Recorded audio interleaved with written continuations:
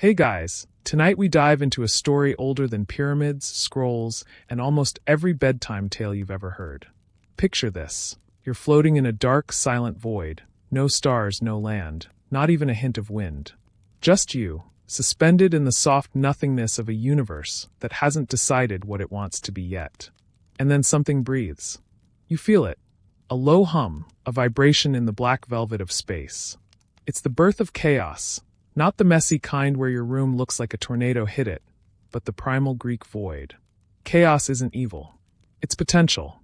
It's the silence before the storm, the canvas before the brush. So, before you get comfortable, take a moment to like the video and subscribe, but only if you genuinely enjoy what I do here. Drop a comment below with where you're watching from and what time it is in your corner of the world. Now, dim the lights, maybe turn on a fan for that soft background hum. And let's ease into tonight's journey together. You drift beside chaos as it begins to split and stir.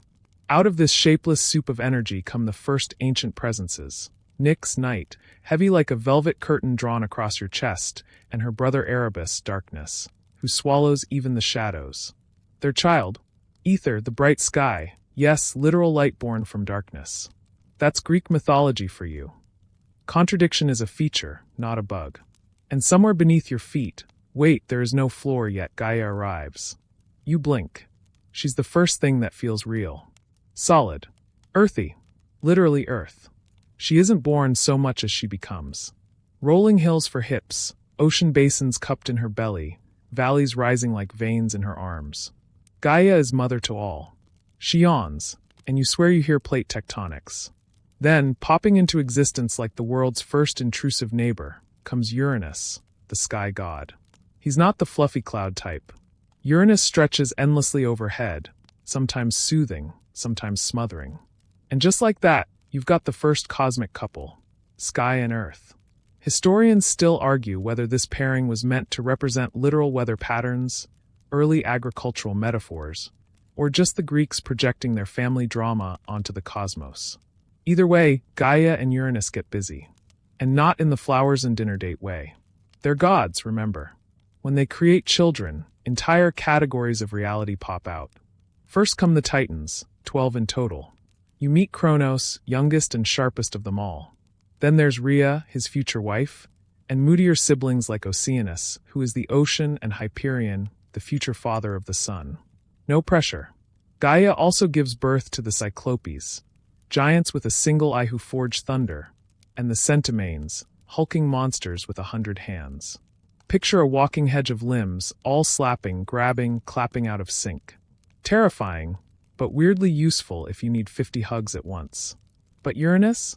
Not a fan of unconventional children. He shoves the Cyclopes and Centimanes back into Gaia's belly. Yes, his wife. The Earth. You shudder. Imagine being buried alive by your father while your mother screams silently under your feet. This isn't bedtime. It's a Greek tragedy before the first curtain rises. Gaia groans. Not metaphorically. Mountains shiver. Rivers split. She's in pain. So she crafts a plan. You're there when she approaches her son Kronos in the shadows. You want to rule? She whispers through roots and stones. Then make some room. She gives him a sickle made of unbreakable stone. Some say flint, others say adamantine. Either way, it's a celestial box cutter. One evening, while Uranus stretches lovingly across Gaia's curves, Kronos strikes. You flinch as the blade sings through the sky. Kronos castrates his father and hurls into the sea. Here's the fringe tidbit. From Uranus's severed bits, Aphrodite is born. Yup, the goddess of love and beauty literally rises from a foamy wave of divine leftovers. You're never going to look at sea foam the same way again. The Titans cheer. Kronos takes the throne. Everything seems fine, for like 5 minutes. But remember how Uranus treated his kids? Kronos is exactly the same. A true eat-your-feelings kind of guy. He marries Rhea, yes, his sister. It's myth, let it go. And they start having children. First Hestia, then Demeter, then Hera, then Hades, then Poseidon. Kronos eats each one. Whole. No seasoning. Rhea is heartbroken. So when she's pregnant with their 6th Zeus, she runs. You follow her to the island of Crete, where she gives birth in a cave echoing with baby cries and goat bleats. She wraps a rock in a blanket and gives that to Kronos instead. He swallows it without chewing. Meanwhile, Zeus is raised on honey and milk, hidden by nymphs and protected by warriors who bang their spears every time he cries to muffle the sound. You wonder if that worked. Babies are loud. One historical theory suggests that this myth mirrors ancient rites of hiding royal heirs. Many cultures feared cursed births or assassinations, so tales of secret infancy were common. Years pass. Zeus grows. Tall, charismatic, petty, thunderous. Gaia whispers again. Time to finish what you started. You watch as Zeus returns to face Kronos. It's not just a family feud anymore. It's about cosmic legacy. With the help of Métis, a clever Titaness, and his future baby mama, Zeus tricks Kronos into drinking a potion that makes him vomit up Zeus's siblings, now full-grown and slightly traumatized. Together, they prepare for war. You're perched on a mountaintop as the skies split open and battle begins. Titanomachy is coming. A war of gods versus gods. Old against new. But that's for tomorrow night. Tonight, you curl into the dark folds of chaos again, feeling the first beats of destiny pounding in your chest like ancient drums echoing from below the earth. You're not sure how long you've been standing on this crumbling cliff of starlight and smoke, but the war drums are getting louder. Titanomachy, the 10-year war between the Titans and the Olympians, is about to start, and you're caught in the splash zone of divine vengeance. Kronos scowls from his throne atop Mount Othries. Thunder growls around him, not in fear, but in defiance. He's gathered the old gods, the mighty Titans, to defend their rule. Iapetus, Crius, Hyperion, and Ceus, each towering and elemental, forged from the raw bone of the world. They've ruled for ages. They're not giving up that throne without cracking some skulls. On the other side, young, untested Olympians. But don't let their youth fool you. These guys have serious baggage. Zeus, confident and charming, commands lightning. Poseidon, trident in hand, broods like he invented the sea. Hades stays quiet, eyes like bottomless pits. Hera glares at everything. Demeter and Hestia stand close, hands trembling, hearts steel hard. And still the battle waits. You hover just above the smoke and ash as the war begins. Lightning forks across a volcanic sky, and mountains shudder from the sheer weight of divine fury. The Olympians strike first, launching thunder and earthquakes. The Titans counter with burning sun, tidal waves, and unrelenting brute strength. Every day the gods clash. Every night, the earth groans under their weight. But it's not enough. For 10 years, this war loops endlessly. Neither side gains ground. You watch forests burn, rivers boil, and stars blink out. Even Gaia weeps, her body torn by the stomping feet of her divine children. Until finally Zeus gets clever. He descends into Tartarus, the darkest pit beneath the earth, to seek out those first monstrous children Kronos locked away, the Cyclopes and the Centimanes. It's a hard sell. Hey guys, I know Dad stuffed you into an endless abyss because you were terrifying and powerful, but want to join our side? Surprisingly, they do. The Cyclopes, grateful for their freedom, forge divine weapons. For Zeus, they craft the first thunderbolt, razor-hot and world-ending. For Poseidon, a trident that shakes oceans. For Hades, a helm of darkness so complete it erases him from sight. Fringe tidbit? Some later poets say the Centimanes didn't just throw boulders, they hurled mountains. That's the kind of muscle you don't bench press. Armed with these gifts, the tide turns. You blink as the final battle rages under a sky turned blood red. The Olympians roar. Hades vanishes and sows fear in enemy ranks. Poseidon's trident summons walls of sea. Zeus obliterates. And the Titans? They fall. One by one. Kronos himself is the last to go, dragged from his throne, stripped of power. There's debate about what happens next. Some say Kronos is chopped into pieces and tossed into Tartarus.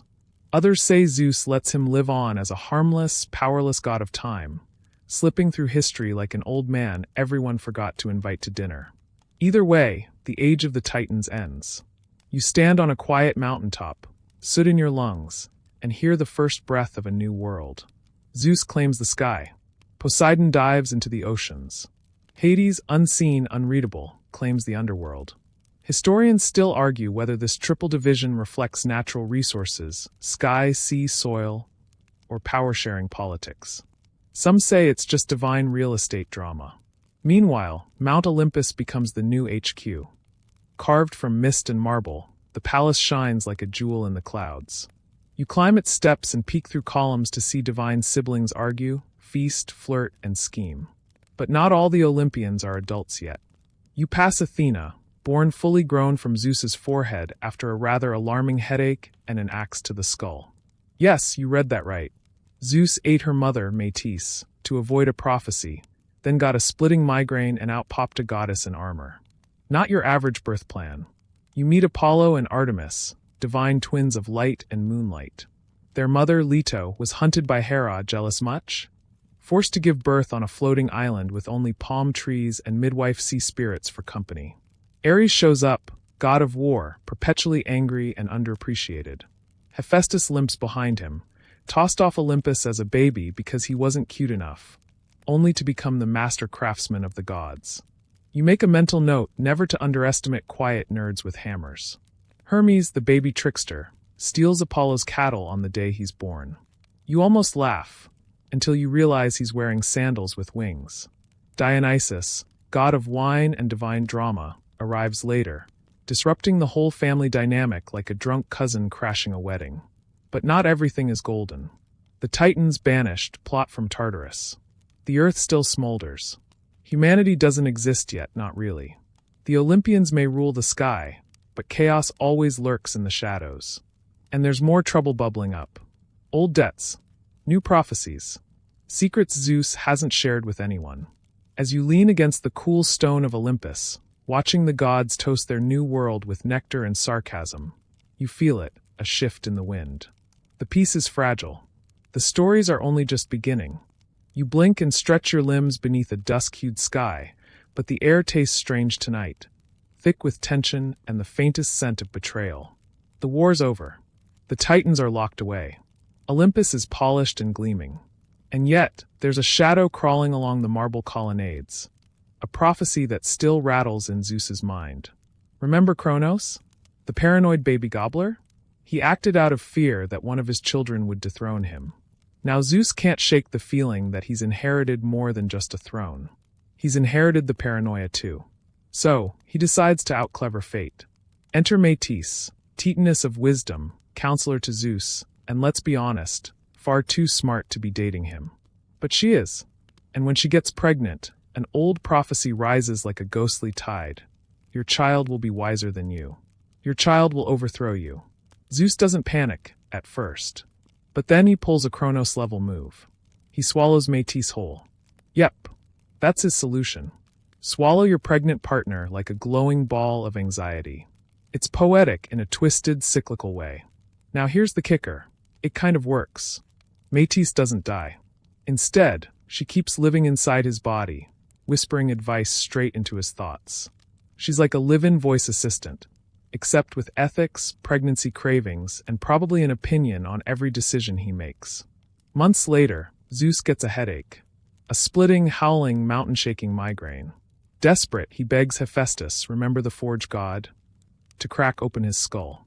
So Hephaestus picks up a hammer and bonk, splits it open like a divine watermelon.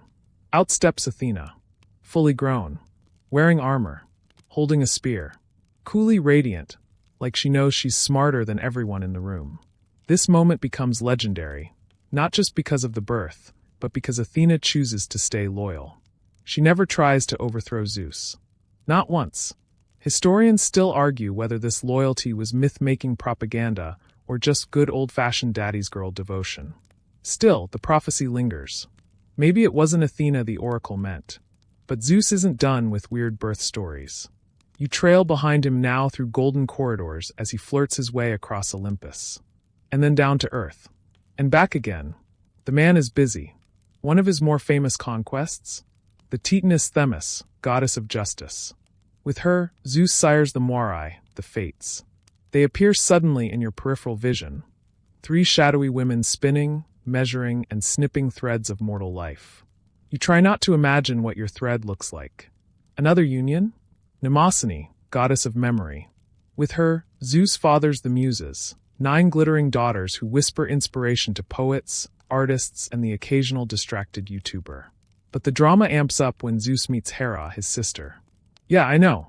Again, it's a family business. They marry, and for once Zeus tries to settle down. Spoiler, it doesn't go well. Hera is regal, intelligent, and furious. She spends their entire marriage exacting revenge on his mistresses, illegitimate children, and the mortals caught in his whirlwind of thunderous seduction. Which brings us to a baby shower like no other. You float gently above a Greek hillside, where a mortal woman, Semele, is being visited by Zeus. He appears in disguise, as he often does, maybe as a man cloaked in light, or a gentle breeze that curls her hair. Either way, they connect. Deeply. Passionately. But Hera finds out. And Hera is petty on a cosmic level. She disguises herself as an old crone and whispers doubt into Semele's ear. If Zeus is really a god, shouldn't he show you his true form? Semele, now pregnant, asks Zeus to reveal himself fully. You scream internally, don't. Do it. But Zeus, bound by a promise, complies. The moment he unveils his true divine self, lightning, fire, raw celestial energy, Semele incinerates. Mortals weren't built for that level of HD divinity. Zeus barely manages to save the unborn baby. He sews the fetus into his own thigh. Yes, his thigh. A few months later, he gives birth to Dionysus, god of wine, madness, and theatrical flair. Born from fire and rebirth, Dionysus is destined to break every rule. So now Zeus has a whole collection of divine children, some legitimate, others not. Hera raises a few with tight-lipped pride. Others she shuns completely. One of her most dramatic retaliations?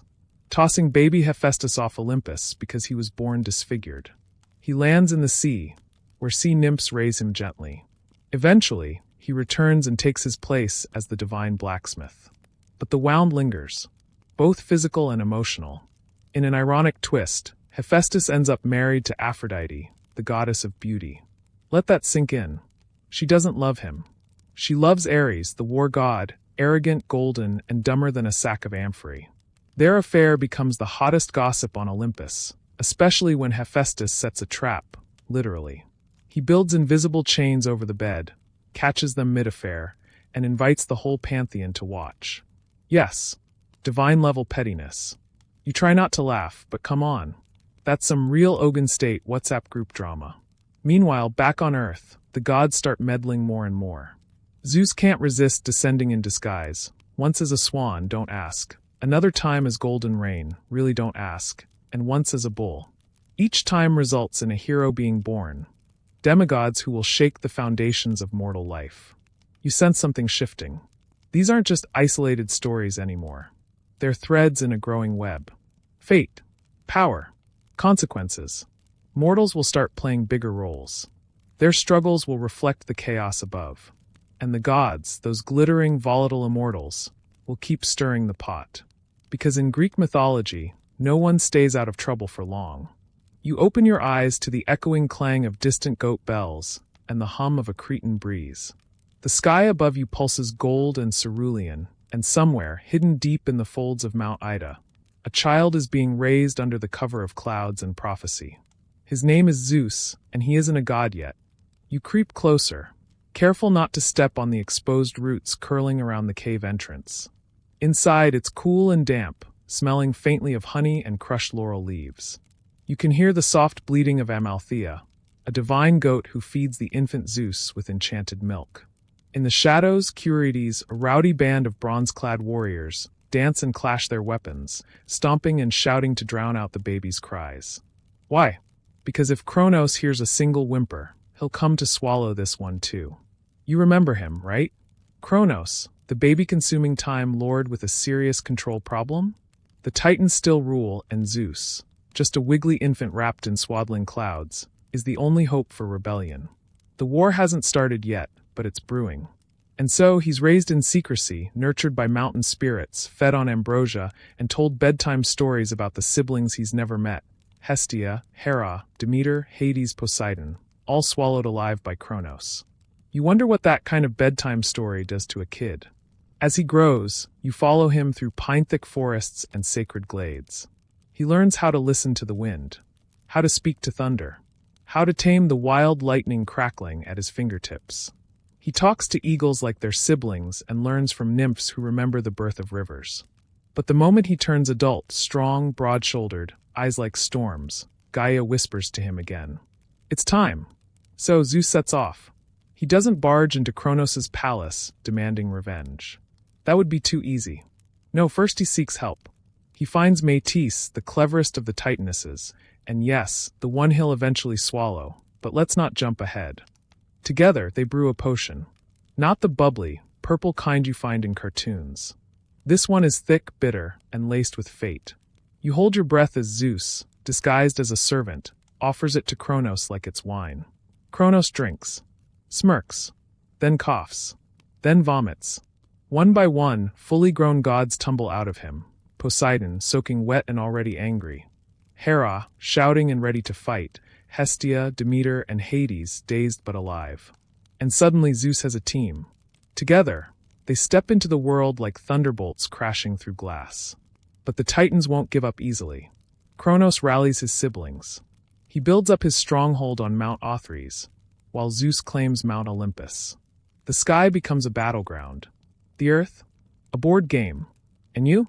You're front row for the beginning of Titanomachy, the 10-year war between generations of gods. In this section, though, we're going to slow down. Not to linger, but to absorb the why. Why did this war happen? Greek mythology loves repeating patterns. Kronos overthrew Uranus. Now Zeus will overthrow Kronos. But deeper than that, this war represents a clash of ideas, stasis versus change. The Titans represent raw, chaotic nature, eternal, unmoving cycles. But the Olympians? They symbolize human-like consciousness, flawed but vibrant, capable of love, jealousy, invention, art. One mainstream historical theory even suggests the Titanomachy symbolizes a cultural shift. Possibly the Hellenic Greeks asserting dominance over older pre-Greek deities of nature and fertility. So this isn't just divine drama, it's mythological politics. But Zeus isn't just fighting ideology. He's outmatched. The Titans are stronger, older, and frankly, much more experienced.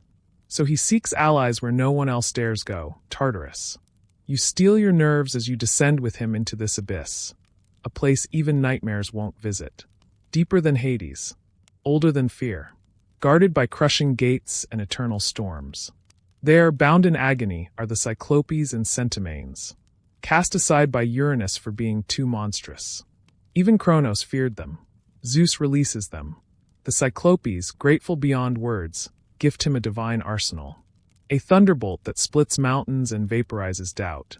A trident that could churn seas into froth and break islands in half. A helm of invisibility that makes the wearer vanish even from memory. And the Centimanes? They don't need weapons. They are weapons. Giants with 50 heads and 100 fists each, capable of throwing boulders like pebbles. Now the war changes. You dodge between battlefields as divine forces clash. Every tree becomes a torch. Every mountain a missile. Giants wrestle the air into tornadoes. Flames become spears. Oceans become walls. You see Hades vanish with his helm and assassinate generals in the shadows. Poseidon cracks the ground open and swallows armies whole. And Zeus, oh Zeus, is a storm-given form. Still, the Titans won't fall. You watch Kronos unleash waves of temporal magic, slowing time, freezing moments, trying to unravel fate itself. But it's not enough. In the final, devastating strike, Zeus calls down a lightning bolt so powerful that it blinds the world for 3 days. When the dust clears, Kronos is on his knees, his scythe shattered, his crown smoldering.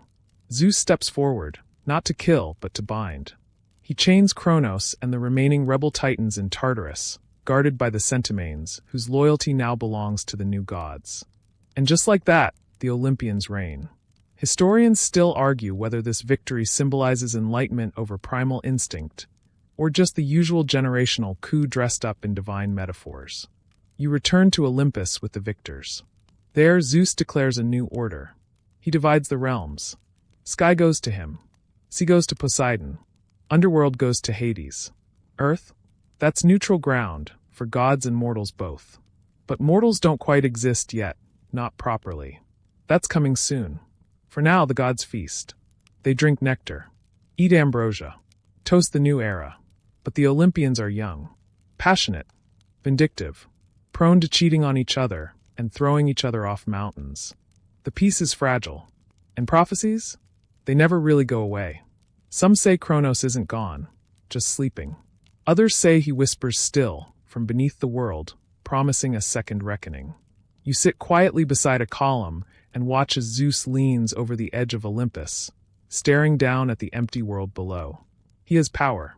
He has victory. But you can see it in his eyes. He's not done. Not even close. You don't know how long you've been sitting beneath Olympus-carved balconies, but something in the air feels different. It's quieter, not silent, just waiting. The war drums have stopped. The thunder has drifted out to sea. But the tension remains. Not up here, with the gods lounging and gossiping. Down there, because the earth is still mostly empty. You watch Zeus pace the marbled floor of his golden hall. There's no one to admire his victories except his divine siblings, and frankly, they're tired of his speeches. So he does what powerful beings always do when bored. He decides to make something new. Mortals. Humans, to be precise. But not all at once. You glide down the slopes of Mount Olympus, chasing the story as it spirals into its first real experiment in creation.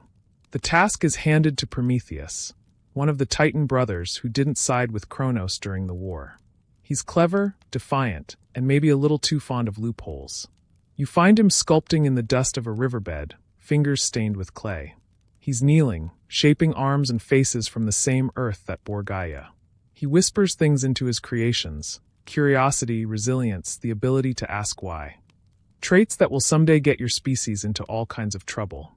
His brother, Epimetheus, joins him too. But Epimetheus? Not so sharp. He's the kind of guy who finishes a jigsaw puzzle only to realize he's been doing it upside down. Still, together, they begin shaping a species. And then come the ages of man. First, Prometheus makes the Golden Age. You arrive just in time to see it, a world of harmony, no death, no war, no taxes. People live long, peaceful lives close to the gods, free from hunger or cold. You exhale. It's beautiful. But it doesn't last.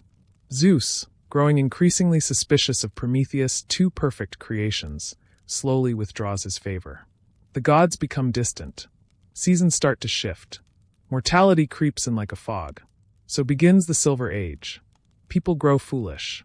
They live long but without wisdom. They anger the gods by ignoring rituals, failing to offer sacrifices. Zeus wipes them out in a fit of cosmic eye-rolling. You get the feeling he's both disappointed and oddly smug about it. Next comes the Bronze Age. These mortals are made from ash trees, born for war. They're aggressive, proud, covered in bronze from head to toe, armor, weapons, even houses. They love combat more than conversation. You tiptoe around them nervously, especially when they start stabbing each other for sport. They end themselves, basically. No divine wrath needed this time. But then the Heroic Age. This is the era you know from every school project and myth you've ever mispronounced. Achilles, Odysseus, Heracles, Perseus, Theseus. A lineup of flawed legends, half god, half human, all chaotic. These aren't golden beings of peace. They're warriors, thinkers, adventurers, kings, and fools. They build cities, launch wars, love hard, fall harder. Zeus tolerates them. Some say he even admires them. But they're a blip, because now you've arrived at the Iron Age, the one you're in now. These mortals? Weak, cruel, forgetful, prone to suffering, in love with gold and war and gossip. They lie, they cheat, they break oaths. You look around your world and realize the myth still speaks, like a mirror smudged by time but brutally accurate. And yet, even in the Iron Age, something persists: hope. And that, as we'll soon learn, is thanks to Pandora. But before we get there, Prometheus has one last, rebellious gift to give. Fire. Zeus had forbidden it. He didn't want humans having fire. Too dangerous, too empowering. Fire brings invention, independence, choice. And nothing terrifies a god more than mortals getting ideas above their station. Prometheus sneaks into Olympus, steals fire from the forge of Hephaestus, and carries it down to earth inside a hollow fennel stalk. You trail behind him, sparks fluttering from his arms as he hands the flickering flame to humanity. In that moment, history changes. People cook, forge metal, make tools, dance, write, fight. Zeus is livid. So he punishes Prometheus in the most poetic way possible. You follow him to the Caucasus Mountains, where Prometheus is chained to a cliff. There, every day, a giant eagle swoops down and devours his liver. Every night, the liver regenerates. Infinite pain. Forever. Even in torment, Prometheus doesn't break. Some say he laughs. Others say he spits prophecy. Historians still argue whether he symbolizes knowledge, rebellion, or simply the cost of progress. But Zeus isn't done. He decides humans need a different kind of curse. A beautiful one. You're in Olympus now, watching Hephaestus mold a figure out of clay. Her form is graceful, perfect. Each god adds something. Beauty from Aphrodite, charm from Hermes, curiosity from Athena. They name her Pandora, all gifted. They send her to Earth with a sealed jar, often mistranslated as a box, and a heart full of wonder. You watch as she's welcomed. She's radiant. But one day, inevitably, she opens the jar. Out pours everything. Sickness, pain, jealousy, fear, hatred, grief. A flood of suffering that coats the world like smoke. She slams it shut, but only one thing remains inside. Elpis. Hope. She cradles it in trembling hands. Not much, but something. A seed. And that seed is all that keeps the Iron Age from collapsing entirely. You exhale. There's a strange peace in knowing suffering and hope were born in the same breath. That even divine sabotage can't fully extinguish the light. You rise again just above the earth and see firelight blooming across hills, flickering inside human homes. Prometheus suffers still. Pandora weeps. But the world spins forward, carried by a stubborn refusal to give up. Zeus watches, arms folded, always calculating. But in his eyes, a flicker of admiration. You drift upward through thin clouds toward Olympus again, where the air always smells faintly of roasted nectarines and lightning. Below, humanity is fumbling its way through survival, scraping firestones together, building crude cities, and making offerings in hopes that someone up there is actually paying attention. And someone is, because now the Olympians have settled into their power. The war is over, the Titans are chained in Tartarus, and Mount Olympus has become the divine equivalent of a chaotic family mansion. Opulent, loud, and always on the brink of a food fight. This is the age of the Olympians, and you're gliding through the open columns of their palatial home, just as Zeus calls another one of his infamous family dinners. You hover near the banquet table, a long stretch of polished marble adorned with golden goblets, celestial olives, and lamb roasted with herbs that haven't existed on Earth since the Mesozoic. The atmosphere? Tense. Zeus sits at the head, wearing thunderbolts like cufflinks and trying to look relaxed. But he's constantly scanning, always listening. He has conquered the universe, yes, but ruling a divine family? Way harder. Hera sits to his left, her smile tight enough to snap. She's the queen of the gods, goddess of marriage, and the single most professionally jealous woman in all of existence. Next to her is Demeter, casually rearranging fruit in a way that suggests she'd rather be anywhere else, like harvesting grain in peace or burying Zeus in a compost heap. Across from them, Poseidon swirls wine in a trident-shaped goblet, quietly flexing. He has a beard like sea foam and the self-satisfied smirk of someone who once turned an island into a horse. He'll never let anyone forget it. Hades isn't here. He rarely comes up from the underworld, even when invited. Athena arrives late, no surprise. She was off mediating a city-state dispute in Attica and teaching mortals how to build olive presses. She sits down, armored and calm, like she already knows who's going to start yelling first. And now here comes Ares. You groan. He's the god of war and the patron saint of overcompensation. Clad in bronze with a helmet tilted just so, he struts in like a man who mistakes chest hair for wisdom. Hera perks up. Ares is her son. Zeus? Not impressed.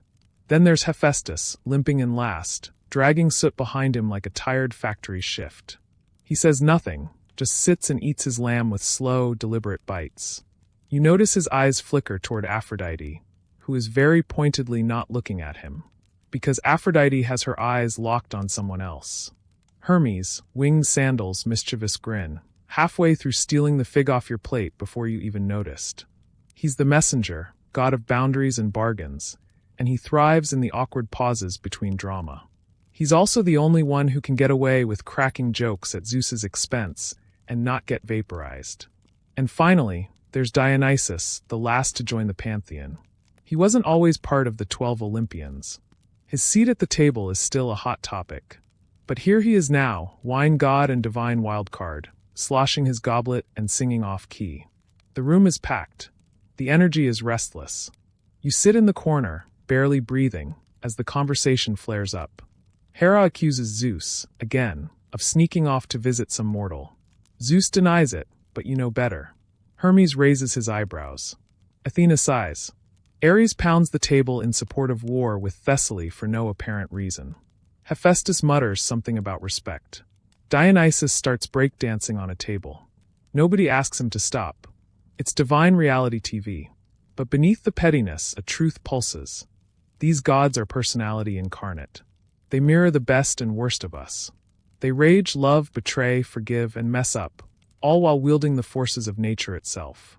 That's the genius of Greek mythology. Gods don't demand perfection. They are imperfection, just scaled to cosmic size. Still, there's a hierarchy. Zeus is king. Not because he's the strongest or the kindest, but because he's the best at managing chaos.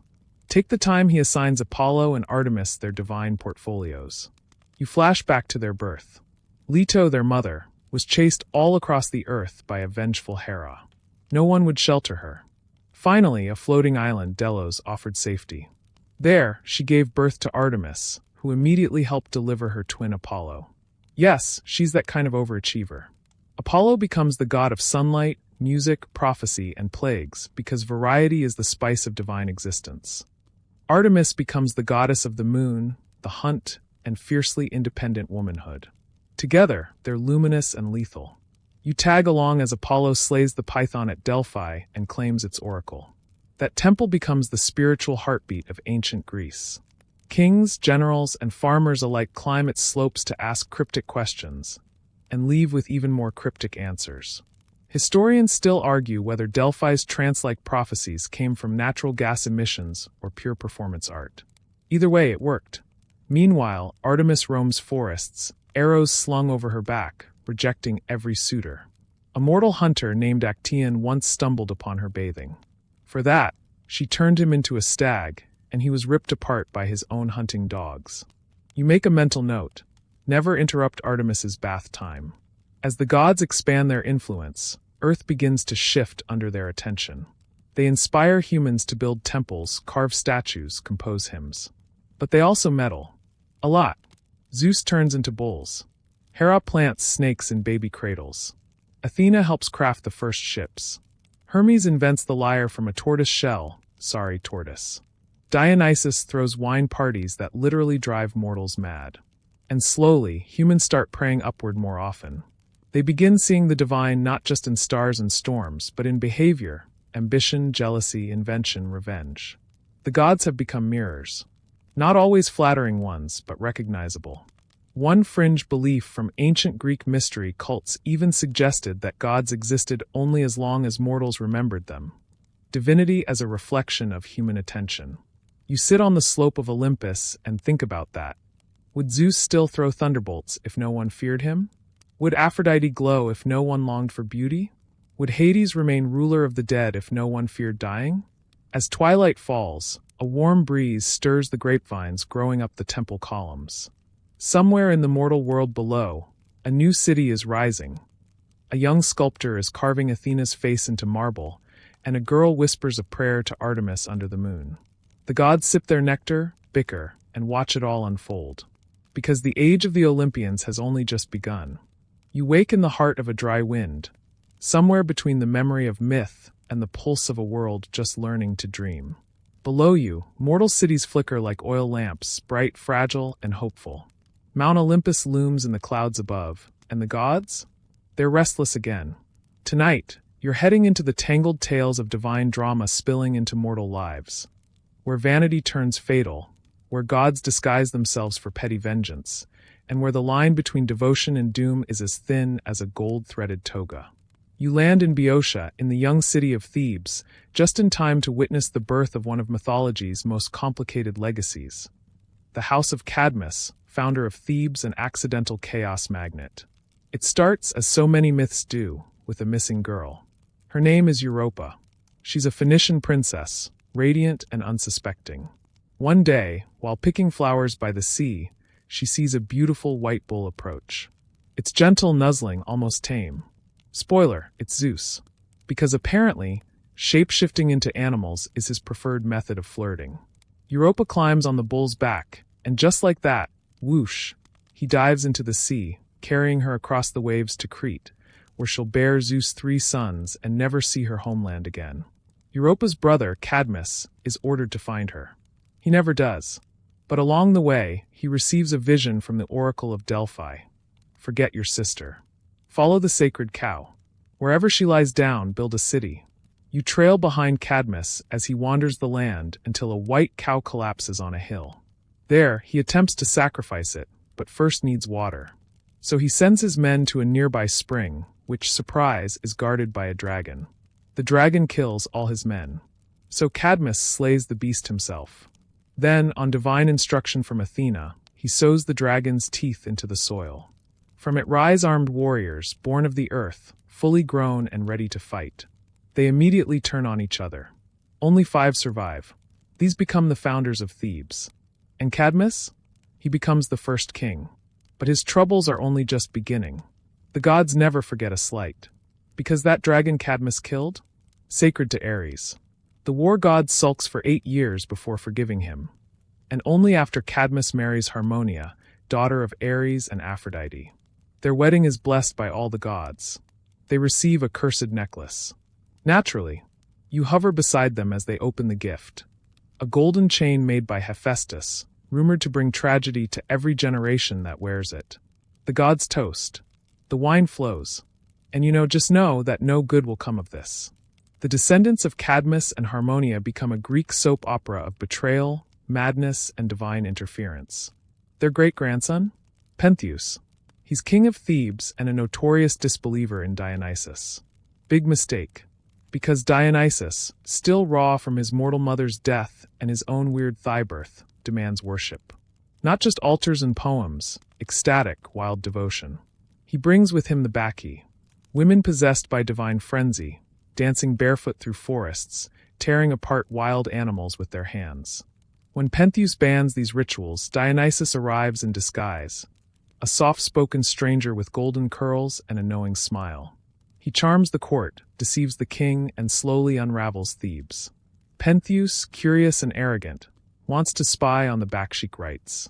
Dionysus encourages him, disguises him as a woman, leads him into the forest, and then abandons him. You don't want to see what happens next. But you do. Pentheus is discovered by the Bacchae. In their frenzy, they mistake him for a wild animal. Among them is his own mother, Agave, who rips him apart with her bare hands. When she comes to, holding his severed head, the scream she lets out echoes all the way to Olympus. Historians still debate whether the story of Pentheus reflects early Greek anxiety about female liberation, Dionysian cults, or the dangers of hubris. Possibly all 3. What's clear is this: deny a god's worship, and they'll destroy not just your body, but your legacy. But Thebes isn't done being cursed. 1 generation later, we meet Laius, another descendant of Cadmus. He's warned by the oracle. If you father a child, that child will kill you and marry your wife. Naturally, Laius fathers a child. His name? Oedipus. Yes, that Oedipus. Laius tries to escape fate by ordering the baby's ankles pierced and abandoned on a mountainside. But fate doesn't flinch. The baby is found, raised in Corinth, and told he's destined for greatness. Years later, Oedipus visits Delphi and hears the prophecy. You will kill your father and marry your mother. Horrified, he flees, away from Corinth, not knowing it's not his real home. On the road, he gets into a scuffle with an older man at a crossroads. He kills him. Spoiler, it's Laius, his real father. Oedipus then arrives at Thebes, which is under siege by the Sphinx, a creature with the body of a lion, wings of an eagle, and the face of someone who knows you just sent the wrong text to the group chat. She blocks the city, devours anyone who can't answer her riddle. Oedipus solves it. What walks on 4 legs in the morning, 2 at noon, and 3 at night? Answer, Man, baby, adult, elder with a cane. The Sphinx throws herself off a cliff. Thebes rejoices. Oedipus is crowned king and offered the queen as wife. He accepts. She's Jocasta, his mother. Years pass. Children are born. A plague descends on Thebes. And then the truth unravels. When Oedipus learns the full story, he blinds himself with Jocasta's brooches. She hangs herself. Their children, Antigone, Ismene, Idiocles, and Polynices, inherit the curse. You sit stunned in the dust of a city that never got a break. The gods, they watch silent. This wasn't punishment for defiance. It wasn't even hubris, really. It was fate, that slithering, unblinking thread the fates spin without mercy. You can't help but wonder, were mortals made to suffer just to amuse Olympus? Or are these stories warnings? Cautionary myths to teach humility? Historians still argue whether Oedipus was guilty, innocent, or both. Whether the moral is don't try to outrun prophecy, or ask more questions before marrying older queens with suspiciously familiar cheekbones. But for now, you drift away from Thebes, heart heavy, eyes clouded with the dust of legend. And the gods? They're still watching. Always. You awaken to the clang of 1,000 swords echoing across a plain painted red with dawnlight. The air tastes like iron and ambition. Today, you're not in Thebes or Olympus or drifting between divine whispers. You're in the heart of a war that will become the crown jewel of Greek mythology, the Trojan War. You've probably heard about Helen of Troy, the face that launched 1,000 ships. But what they don't tell you is that her story is actually a sequel. Just one twist in a saga so tangled it would make even Hermes take the scenic route. It all begins with a wedding. You're hovering above a celestial feast. Zeus is hosting a divine celebration for the marriage of Peleus, a mortal hero, and Thetis, a sea goddess. Everyone's invited. Everyone except Eris, the goddess of discord. Bad idea. Eris, never one to sulk quietly, crashes the party and rolls a golden apple across the floor. Inscribed on it, to the fairest. Cue chaos. Hera, Athena, and Aphrodite all reach for it. Each believes she deserves the title. The argument escalates faster than a group chat with no admin. Zeus, in a rare moment of please don't involve me, appoints a judge. Paris, a handsome Trojan prince raised among shepherds after a prophecy warned he'd cause Troy's destruction. Spoiler, he does. You join Paris on Mount Ida. He's chillin' when the 3 goddesses appear, each offering a bribe. Hera offers power and kingship over all men. Athena offers wisdom and military glory. Aphrodite? She offers the most beautiful woman in the world, Helen of Sparta. Paris chooses Aphrodite. Historians still debate whether this decision symbolizes the triumph of love over power and intellect, or just a very horny moment in mythological history. Problem: Helen is already married to Menelaus, king of Sparta, brother of Agamemnon, the high king of Mycenae. When Paris visits their court, Helen and Paris fall in love, or maybe she's enchanted. Some myths say Aphrodite bewitched her. Others suggest she went willingly. Either way, Paris whisks her off to Troy. And just like that, the world changes. Agamemnon calls in the oath of Tyndareus, an agreement made long ago by all of Helen's former suitors. They had promised, win or lose, to defend her husband's rights. So now every major Greek king and warrior is obligated to go to war. You soar above the Aegean, watching 1,000 ships gather. Heroes arrive like rock stars. Achilles, nearly invincible, born of Thetis and trained by the centaur Chiron. Odysseus, the clever king of Ithaca, who pretended to be insane to avoid the war. Ajax, massive and loyal, wielding a shield the size of a barn door. Diomedes, a ferocious fighter with the resume of a small army. Even Nestor, old as myths themselves, joins in, probably with a sword in one hand and a lecture in the other. But before they can sail, there's a problem. No wind. Turns out Artemis is angry. Why? Because Agamemnon killed one of her sacred stags. She demands a sacrifice, his daughter, Iphigenia. You float beside Agamemnon as he wrestles with the decision. In the end, he agrees. Iphigenia is either sacrificed or whisked away by Artemis at the last second. Sources vary. Either way, the winds return. The war begins. You arrive at Troy, a city fortified by walls said to have been built by Poseidon himself. Inside are Paris, his noble brother Hector, their father King Priam, and dozens of others whose lives will now orbit this war like moths circling a torch. The siege lasts 10 years. You could spend decades tracing every duel, every deception. But some moments, they define everything. There's Achilles, sulking in his tent because Agamemnon stole his war prize, the maiden Briseis. His absence causes massive losses for the Greeks. Only when his beloved friend Patroclus dons his armor and dies at Hector's hands does Achilles return, furious, divine, unstoppable. He kills Hector in a duel that shakes the world. Then, in a moment of rage, he drags Hector's body behind his chariot for days. You stand in silence as King Priam, aged and broken, sneaks into the Greek camp to beg for his son's body. Achilles, touched, weeps. It's the first crack in his mythic armor. But fate doesn't pause. Achilles dies shortly after, shot in the heel by Paris with an arrow guided by Apollo. Yes, that heel. His only vulnerable spot, dipped into the Styx as a baby by his mother Thetis. The Greeks mourn. They argue over who deserves Achilles' armor. Ajax loses the contest, goes mad, and falls on his own sword. A reminder that in this war, even heroes break. Eventually, the Greeks realize brute force won't work. So they turn to Odysseus. You float above him as he unveils a plan both ridiculous and perfect. The Trojan horse.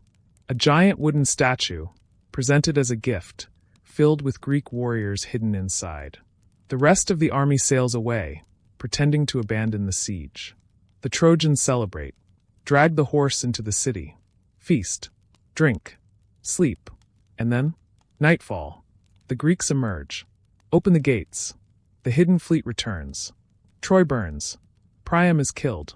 Hector's infant son is thrown from the walls. The royal women are enslaved. Even Cassandra, Priam's daughter, cursed to see the future but never be believed, screams until her voice turns to ash. Paris dies. Helen survives. She's returned to Menelaus, her fate as uncertain as ever. And the war ends. But you don't feel triumphant. You feel hollow. Because this war wasn't just about love or honor. It was about pride, prophecy, and the cost of revenge. Historians still argue whether a real Troy existed, whether there was a historical conflict behind Homer's epics. But that misses the point. Troy is the myth that defines all wars. Glorious in stories, monstrous in truth. And the survivors? Their journeys are only beginning. Especially one, Odysseus. But that's a tale for another night. You open your eyes to an ocean that isn't just water, it's story. Rolling beneath you like a living scroll, it hums with curses, storms, and lost names. 1,000 miles from Troy, one ship zigzags drunkenly through Poseidon's vast blue chessboard. You squint. It's Odysseus. The war's over, but for this clever king of Ithaca, the real battle has just begun. You perch beside him on the deck, where his bronze armor now hangs rusty and forgotten. His thoughts are of home, of Penelope, of Telemachus, of a hearth untouched by blood. But Poseidon? He has other plans. Why the vendetta? Well, Odysseus did blind Poseidon's son. You flash back, Polyphemus, the Cyclops, massive, one-eyed, herding sheep in a cave as spacious as a cathedral. When Odysseus and his crew get trapped inside, Polyphemus starts eating them like hors d'oeuvres. Odysseus, ever the strategist, gets the monster drunk, blinds him with a heated steak, and escapes beneath the bellies of sheep. It's brilliant. It's brave. It's also a terrible idea to gloat afterward. As Odysseus sails away, he shouts his real name, like a proud fool. And Poseidon hears. Now you follow him across 10 cursed years of wandering. A zigzag odyssey across islands both magical and horrifying. First stop? The land of the Lotus Eaters. Gentle folk who offer Odysseus's men a fruit so sweet it erases memory. One bite and you forget home. Forget war. Forget why you were even running. You watch Odysseus drag his drugged crew back to the ship like sleepy toddlers, tying them to the benches just to keep moving. Next, Aeolus, god of the winds, gifts him a leather bag containing all the adverse winds, basically divine GPS blockers. They're so close to Ithaca, they can smell the olive trees. But curiosity is the oldest form of sabotage. His crew, thinking the bag holds gold, open it. Boom, storm. Back to square one. Then there's Lestrygonians, giant cannibals who hurl boulders like snowballs. Most of the fleet is destroyed. Only Odysseus's ship escapes. You grip the rail as they reach Circe's island. She's a sorceress, radiant and calm. She turns men into pigs, not metaphorically. Actual pigs. Odysseus, with help from Hermes, resists her spell. They become close. A year passes. She eventually helps him, pointing the way to the next stop. The underworld. You descend with him. It's cold, windless. Shadows cling like wet cloth. He summons the spirits of the dead by performing ancient rites. The ghost of Tiresias, the blind prophet, speaks first. You'll reach home, but only if you resist temptation. Hard sell. He speaks to Anticlea, his mother. She died grieving. He weeps. He sees Achilles, who tells him it's better to be a poor man alive than a king among shades. And Agamemnon, bitter about how his wife murdered him in the bathtub. Cheerful stuff. When he returns to the living, the journey continues. They pass the sirens, whose songs seduce sailors into shipwrecks. Odysseus, curious as ever, orders himself tied to the mast while his crew plug their ears. As the ship drifts past, the song reaches you too, melancholy and intoxicating, promising wisdom and relief. But they sail on. Then Scylla and Charybdis. One's a six-headed monster who snatches men from ships like shrimp cocktail. The other? A whirlpool that swallows the sea itself. Odysseus chooses Scylla. 6 men are lost. No time to mourn. The sea doesn't care. Eventually, they reach the island of Helios, where sacred cattle graze. Tiresias warned them, don't touch the cows. They touch the cows. Zeus sends a lightning bolt that obliterates the ship. All die, except Odysseus. He washes ashore on Ogygia, the island of Calypso, a goddess who offers him immortality, love, and peace. He stays. For 7 years. You sit with him beneath star-choked skies as he stares out to sea. Even paradise becomes a prison if it's not your home. Eventually, the gods intervene. Hermes arrives with an order from Zeus. Let him go. Calypso weeps. She lets him build a raft and sail again. Poseidon, predictably furious, sends another storm. Odysseus nearly drowns but washes ashore in Phaeacia, where Princess Nausicaa finds him half dead and naked. She gives him clothes, food, and dignity. He tells his tale to the Phaeacian court. Moved, they offer him a ship. At last, Ithaca. But peace? Still distant. Odysseus returns in secret. Disguised by Athena as a beggar, he finds his home crawling with suitors. Arrogant men courting Penelope, devouring his food, mocking his legacy. Penelope, ever clever, has stalled them for years with tricks, claiming she'd choose a husband when she finishes weaving a shroud, which she unravels every night. Odysseus, with help from Telemachus, now grown, strings his old bow in a contest and slaughters the suitors in a moment both brutal and justified. Finally, he stands before Penelope. She tests him, asks their bed to be moved. He says it can't be. One post is carved from a living tree. Only he would know that. She runs to him. Reunion. But Ithaca, now bloodstained, demands more than an embrace. Relatives of the slain suitors rise in fury. Another war teeters on the edge. Athena descends. Stops it. Peace at last. Historians still argue whether Odysseus's journey is about the dangers of curiosity, the cost of cleverness, or the human need to suffer before returning home. You sit on a quiet beach, watching waves roll in. No monsters. No gods. Just salt, sand, and sky. And you wonder, is home the place you return to? Or the place that survives in you, no matter how far you're flung? The winds hush behind you now, and for the first time in a long while, there's no ship, no thunder, no god looming overhead. Just dry land and the heavy silence of after. The Trojan War is over. Odysseus is home. The fires are out, and the stories have been sung. But Greek mythology? Now it begins to look inward. You step carefully into a world shaped more by bloodlines, curses, and consequence than divine bolts from above. The gods still meddle, but now fate becomes the louder voice. And few houses suffer its tangled whispers more than the cursed bloodline of Atreus. Yes, we're diving into the house of Atreus. A royal family tree so diseased it makes Oedipus's lineage look like wholesome family sitcom material. Your first stop is Tantalus, one of Zeus's favorites, once. Tantalus is granted the rare privilege of dining with the gods.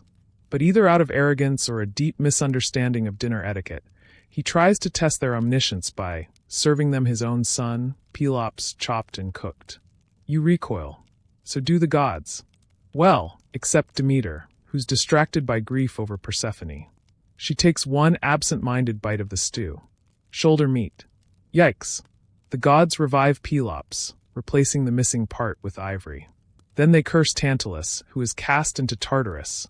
Waist-deep in water he can't drink, beneath fruit he can't reach. Eternal torment. A tragic symbol of temptation and punishment. And oddly, a fringe cult in ancient Lydia once believed Tantalus was right, that the gods should be tested. His son, Pelops, grows up gleaming, with divine restoration and a seriously high bar for vengeance. When Pelops falls in love with Hippodamia, daughter of King Oenomaus, he faces a problem. Every suitor before him has died trying to win her in a chariot race. Oenomaus, you see, has a god-forged chariot and fatherly control issues. Pelops cheats. He bribes the king's charioteer, Myrtilus, to sabotage the axle. The king dies in a gruesome crash. Pelops wins the girl, but then betrays Myrtilus by throwing him off a cliff. As Myrtilus falls, he curses Pelops. Cue generational catastrophe. Pelops and Hippodamia have two sons, Atreus and Thyestes. They inherit kingdoms, and the curse. You sit at the edge of Mycenae's gleaming court, watching these brothers descend into mythic levels of petty revenge. First, they fight over the throne. Then a golden lamb becomes the symbol of divine favor. Thyestes seduces Atreus's wife to steal it. Atreus retaliates in a way that earns him top billing in every ancient horror tale. He kills Thyestes' sons, cooks them, serves them to their father at a banquet. You blink. This again. Yes. Greek mythology is nothing if not fond of culinary revenge. Thyestes eats, then learns the truth. He flees, vomits, curses, vows vengeance. The only way forward, he's told, is to father a child with his own daughter, Pelopia. That child, Aegisthus, born of incest and prophecy. You look at Aegisthus and feel a chill. He's not a villain yet, just a boy with shadowed eyes and an inherited storm gathering behind him. Meanwhile, Atreus's line continues through his sons, Menelaus, yes, Helen's husband from the Trojan War, and Agamemnon, High King of Mycenae. Agamemnon, fresh from victory at Troy, returns home with a Trojan princess slave named Cassandra, a cursed prophetess who can see the future but is never believed. She sees blood, because waiting for Agamemnon is Clytemnestra, his queen, and she has not forgiven him for sacrificing their daughter, Iphigenia, 10 years earlier.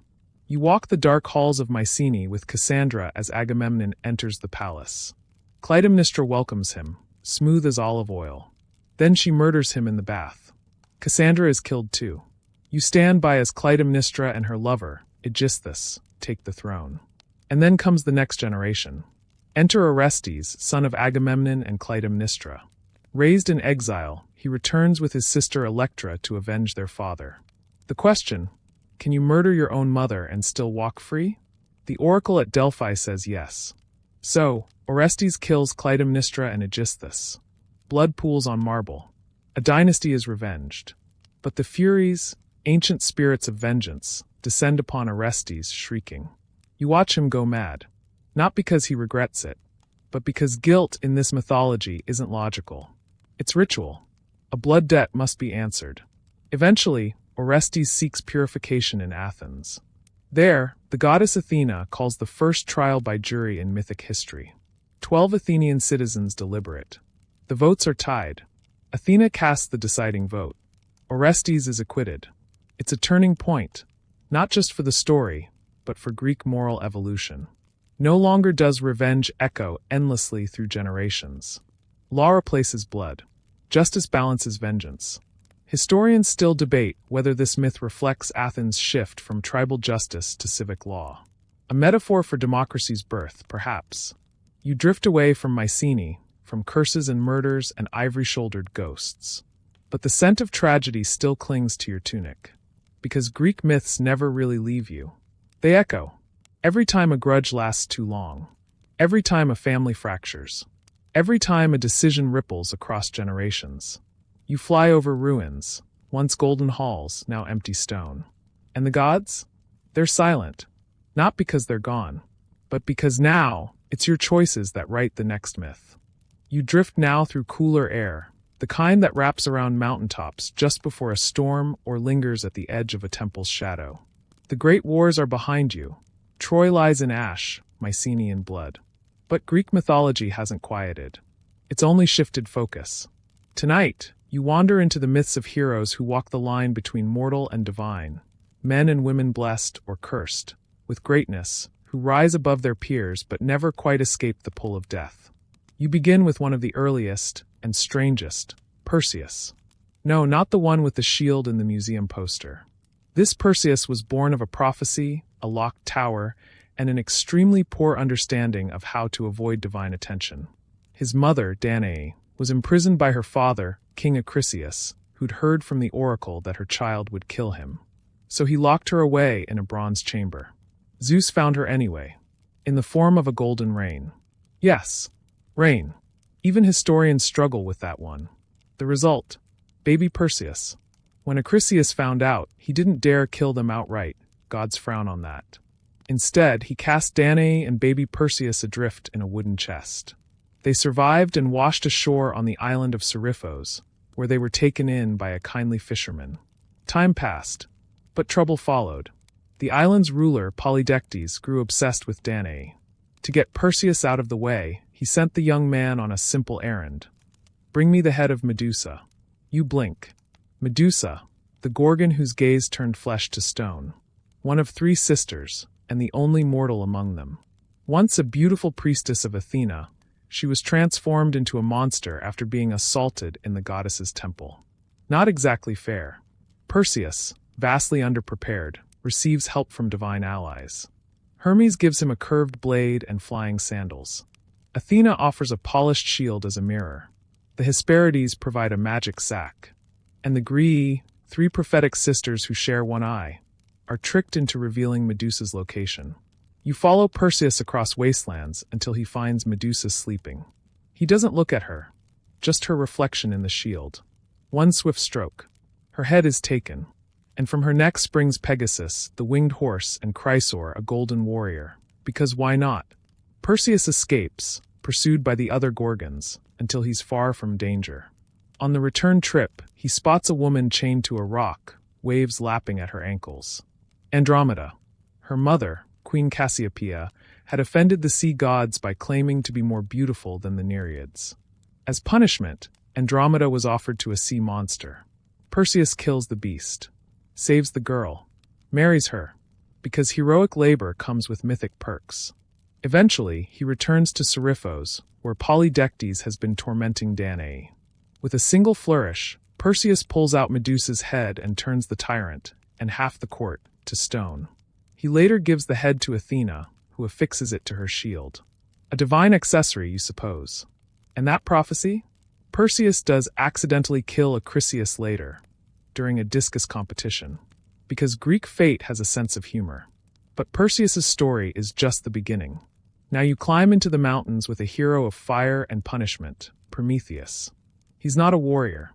He's a titan, one who sided with Zeus during the Great War. But he soon becomes humanity's secret advocate. While Zeus hoards knowledge and fire, Prometheus steals it, bringing warmth and light to mortals.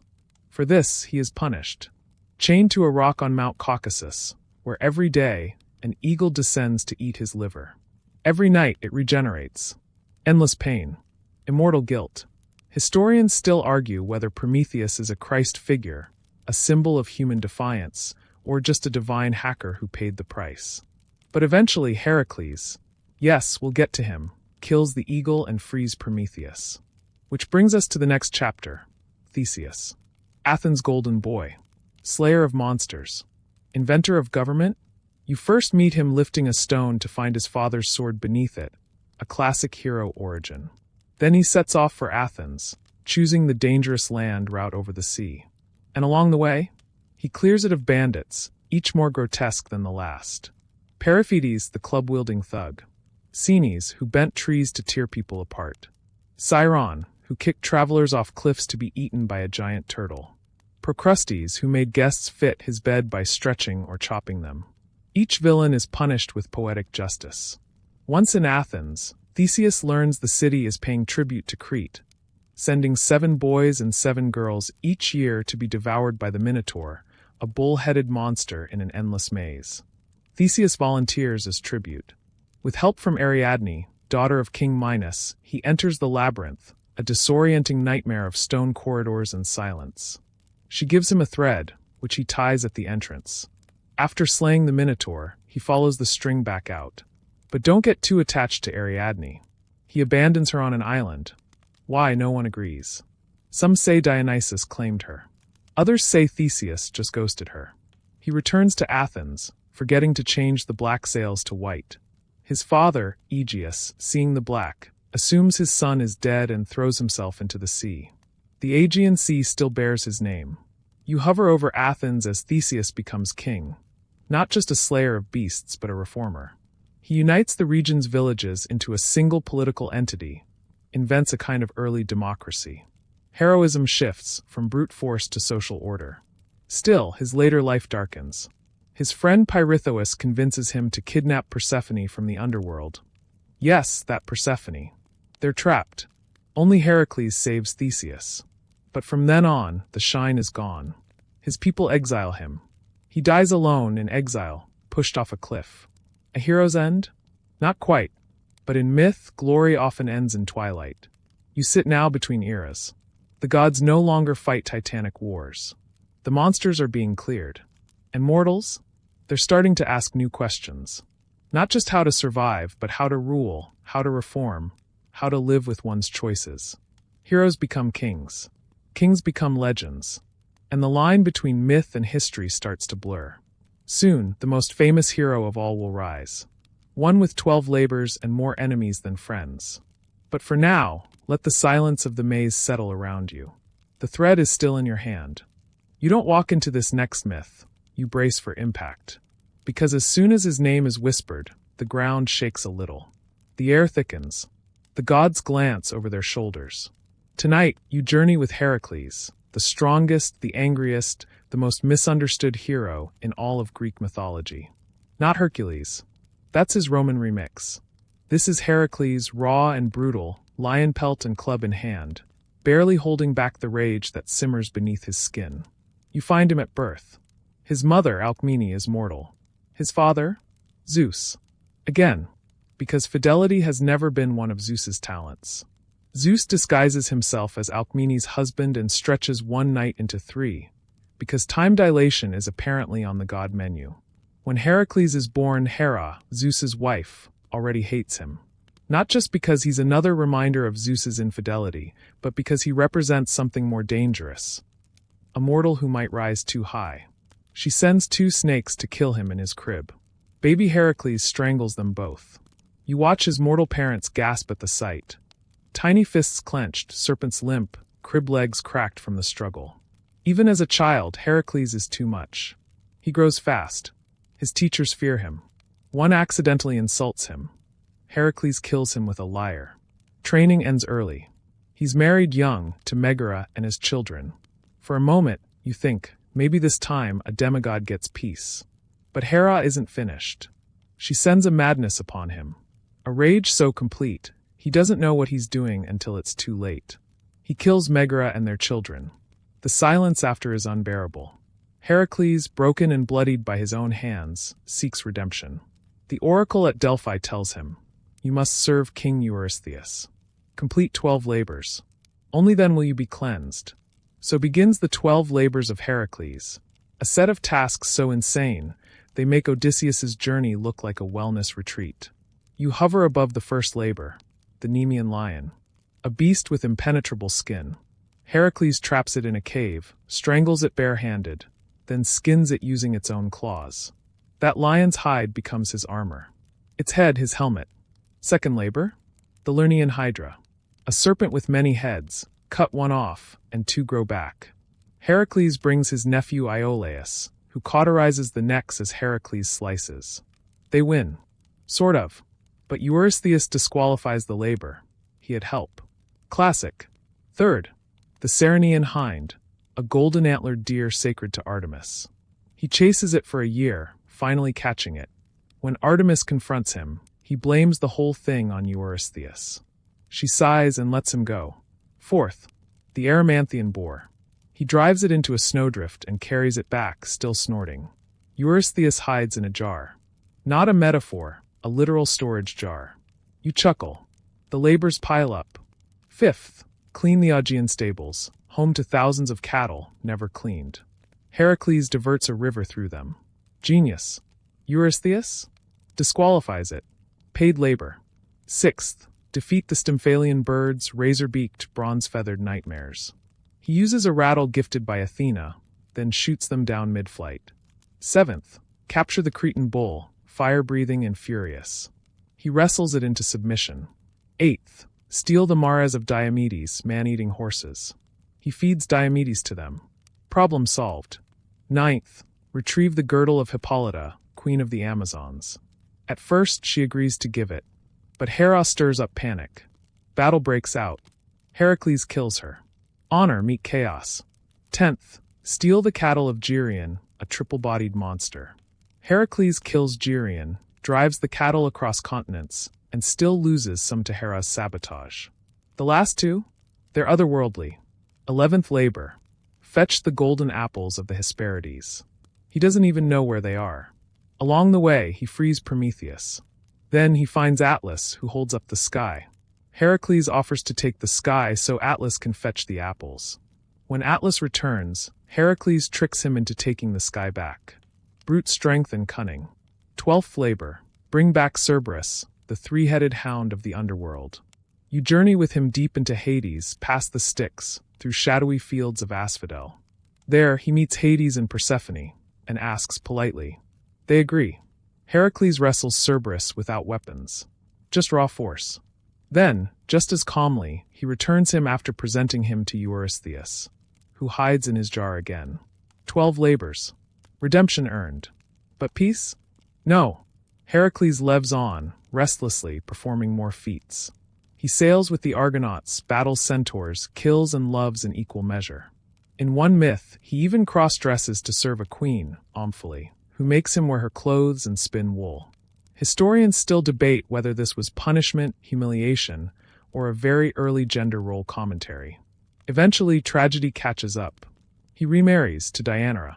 When a centaur named Nessus tries to assault her, Heracles shoots him with a poisoned arrow.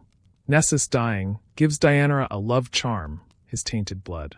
Later, suspecting Heracles has fallen for another woman, Deianira sends him a cloak soaked in it. He puts it on. The poison burns through his skin. He tears the cloak off, but it's fused to his flesh. You hear his screams echo across the hills. Heracles builds his own funeral pyre. But no mortal fire ends his pain. Zeus intervenes.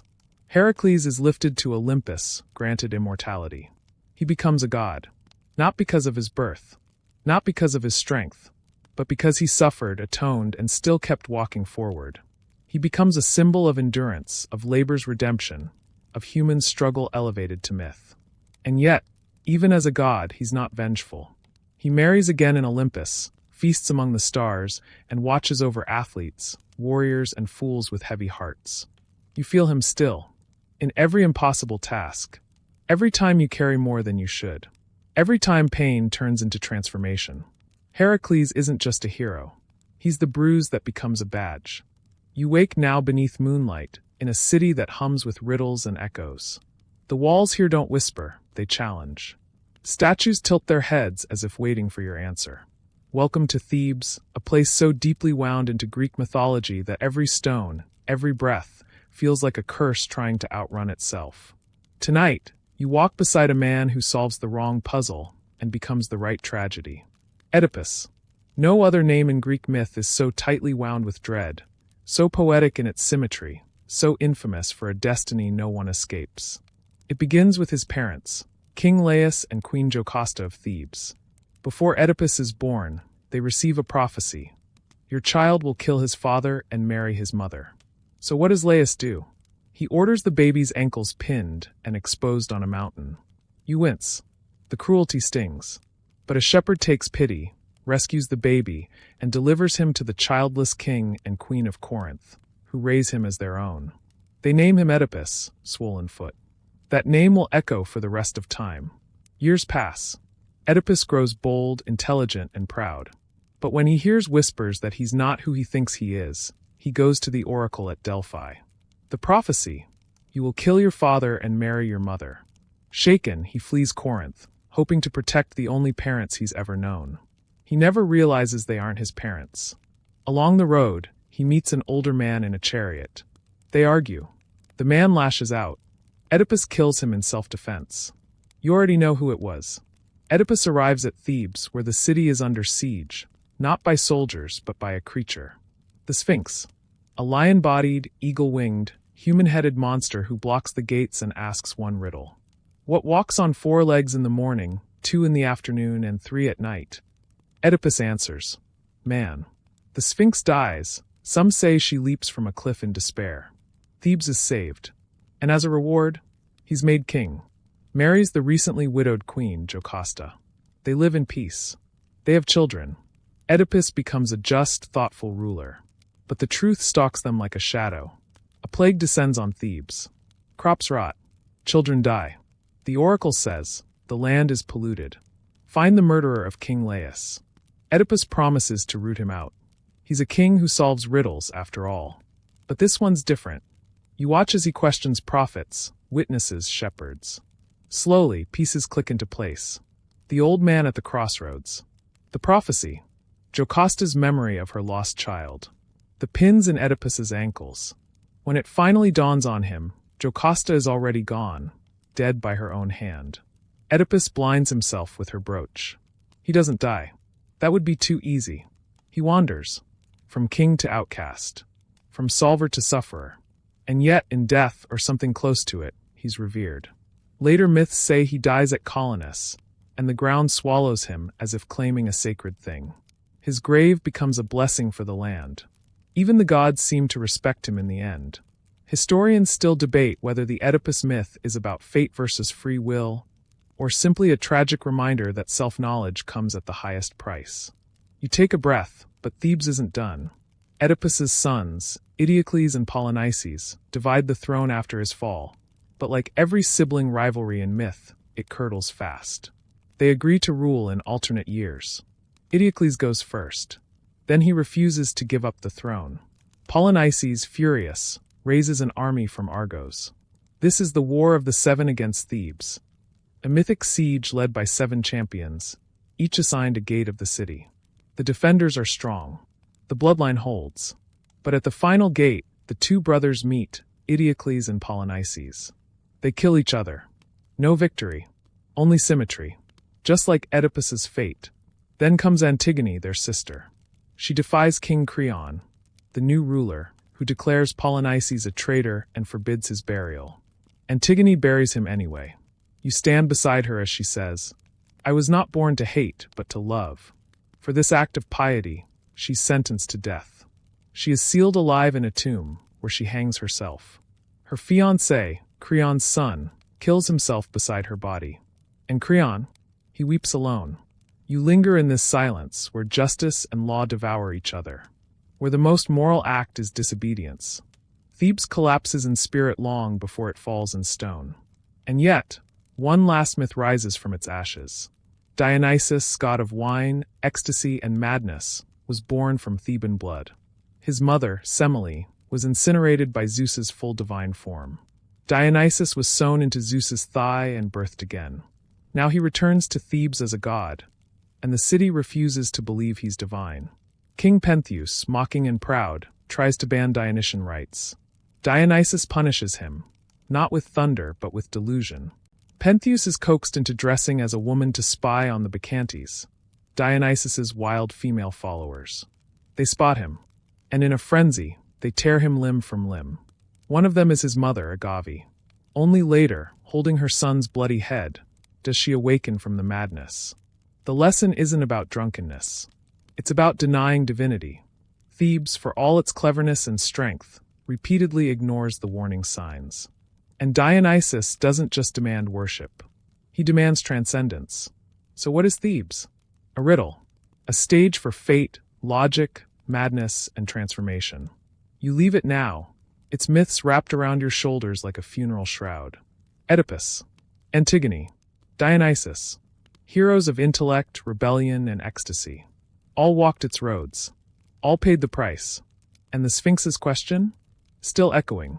Because Greek mythology isn't about answering once. It's about asking again and again. What are we really? The dust of Thebes still clings to your sandals, but now the air turns salty. A breeze tugs at your tunic, and somewhere just beyond the horizon, sails rise like teeth. Tonight, you board one of the most famous ships in mythology, the Argo, and join a band of heroes chasing after something bright, golden, and cursed. Yes, it's time for the Argonauts. But this isn't just a seafaring adventure. It's a myth layered with ambition, betrayal, and a kind of magic that tastes like honey and blood at the same time. At the heart of it all, Jason, born to royal blood in the city of Iolcus. Jason is hidden away in childhood after his uncle Peleus steals the throne. The rightful king, Jason's father, is deposed, and Peleus, like all good villains, fears prophecy. Specifically, one that says, a man wearing one sandal will be his undoing. So years later, when a grown Jason walks into Iolcus with one sandal, he lost the other helping an old woman, actually Hera in disguise, cross a river. Peleus knows the clock is ticking. Jason doesn't charge in. He makes a public appeal. Give me the throne. I'm the rightful heir. Peleus smiles. Sure, he says. But first fetch me the golden fleece. You look sideways at that. It's a suicide mission. The fleece hangs in a distant land, guarded by a never-sleeping serpent, in a kingdom that doesn't love visitors. But Jason says yes. He assembles a crew, the Argonauts. This isn't just a who's who of mythic side characters. It's a supergroup. Heracles, already burdened with divine rage. Orpheus, whose music could charm stone. Castor and Pollux, twin demigods. Atalanta, the only woman, swift and deadly. And dozens more, each with a gift, a flaw, and a destiny. The ship itself, the Argo, is sacred. Its prow speaks with the voice of an oracle tree from Dodona. You board it now, feel the timbers hum beneath your feet, hear oars slice water like knives through silk. Their first stop? Lemnos, an island ruled entirely by women. The Lemnian women had killed their husbands. Why? The myths differ. Some say the men betrayed them. Others say Aphrodite cursed them with a terrible smell. Either way, the Argonauts are welcomed. They stay for months. Jason fathers twins. Heracles, bored and disgusted by the delay, forces them onward. Next, Cyzicus, where a tragic accident unfolds. The locals welcome them, but after leaving, a storm drives the Argo back at night. Neither side recognizes the other. They fight. By morning, Jason realizes they've killed their hosts. The ship sails on, heavy with guilt. In Bithynia, they meet Phineus, a blind prophet cursed by Zeus. Every time he tries to eat, harpies swoop down and steal his food. The Argonauts drive the harpies away. In return, Phineus offers advice on navigating the Symplegades, crashing rocks that crush ships like a divine slapstick routine. Jason releases a dove. It flies through. The rocks slam shut, tearing its tail. They follow fast, barely escaping.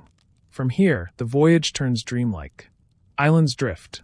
Winds shriek. Men are lost. Heracles disappears, never completing the journey. Finally, they reach Colchis, where the golden fleece glows like sunlight spilled across thorn bushes. But it's guarded by King Aedes, a man with dragon blood and zero hospitality. He sets Jason 3 tasks.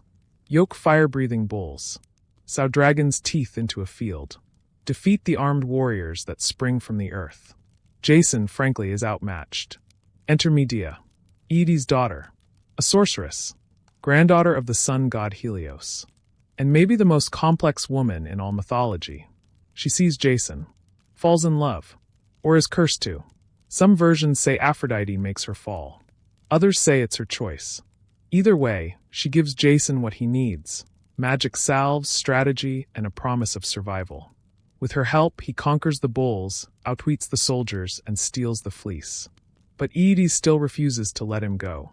So Medea helps him escape, and murders her own brother, Absyrtus, cutting his body into pieces and scattering them in the sea, forcing her father to stop and collect them. You watch the ocean turn red. Jason says nothing, and that silence will echo forever. They flee. The Argo wanders. In Circe's land, Medea is purified. In another kingdom, Jason and Medea trick a bronze giant, Talos, by targeting the nail in his ankle that holds in his divine ichor. Eventually, they return to Iolcus. Jason presents the fleece.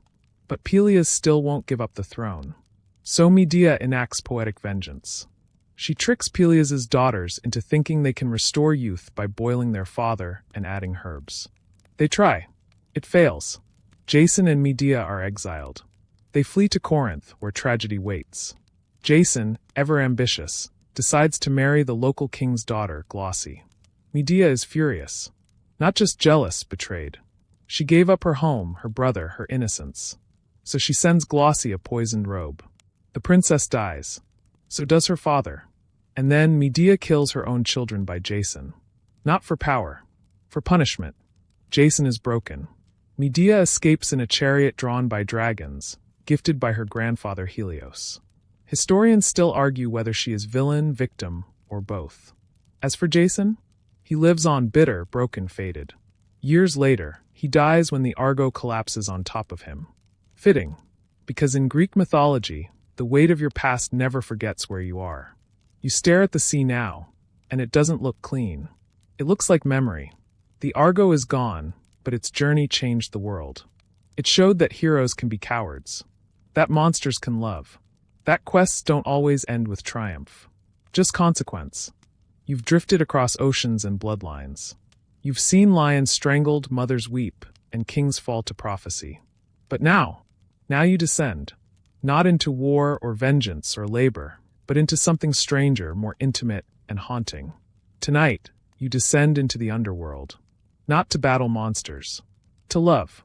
Because even in Greek mythology, where tragedy sharpens every tale, there are still stories of love that echo like soft songs through the dark. And none rings louder than Orpheus and Eurydice. You start above ground. Orpheus, the greatest musician in all the world. Son of a muse, either Calliope or Clio, depending on who you ask, and a Thracian king. He can charm trees to lean, rivers to still, and even stones to weep. He meets Eurydice. Maybe in a forest glade, maybe at a festival. It doesn't matter. What matters is this: he loves her. Truly. Instantly. Deeply. They marry. But joy is brief. On their wedding day, or soon after, Eurydice is walking in the grass. A snake strikes her heel. She dies. Gone. Just like that. Orpheus doesn't rage. He doesn't curse the gods. He sings. And then he descends. He travels down through caves and forgotten rivers, past shadows and judges and mournful ghosts. No sword. No armor. Just his lyre. And the dead, they listen. Cerberus lies down. Sisyphus pauses his boulder. The Furies, carved from vengeance itself, weep. He finds Hades and Persephone. And he sings. Of loss. Of memory. Of a love too pure to end with breath. Even Hades softens. He agrees. Eurydice can return. But there's one condition. Orpheus must walk back without looking at her. She will follow. But if he turns to see her before they reach the surface, she is lost forever. Simple. Hardly. You follow him now. Step by step. His breath shallow. His fingers trembling. He hears her behind him. Her sandals echo lightly on the stones. But he can't speak to her. Can't reach. Just walk. Almost there. Almost. He turns. And in that heartbeat he sees her. Eyes wide, lips parted. Reaching for him. And then she's gone. Pulled back into shadow. Orpheus stumbles into sunlight alone.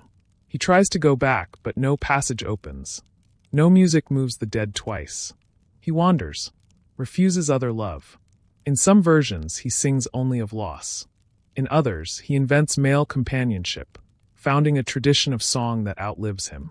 Eventually, he is torn apart by Maenads, frenzied followers of Dionysus. They rip him limb from limb. His head, still singing, floats down the river Hebrus. Even in death, his music doesn't stop. But he's not the only one to seek the underworld. You walk deeper now, torch in hand, past Lethe's edge. You meet another figure. Psyche.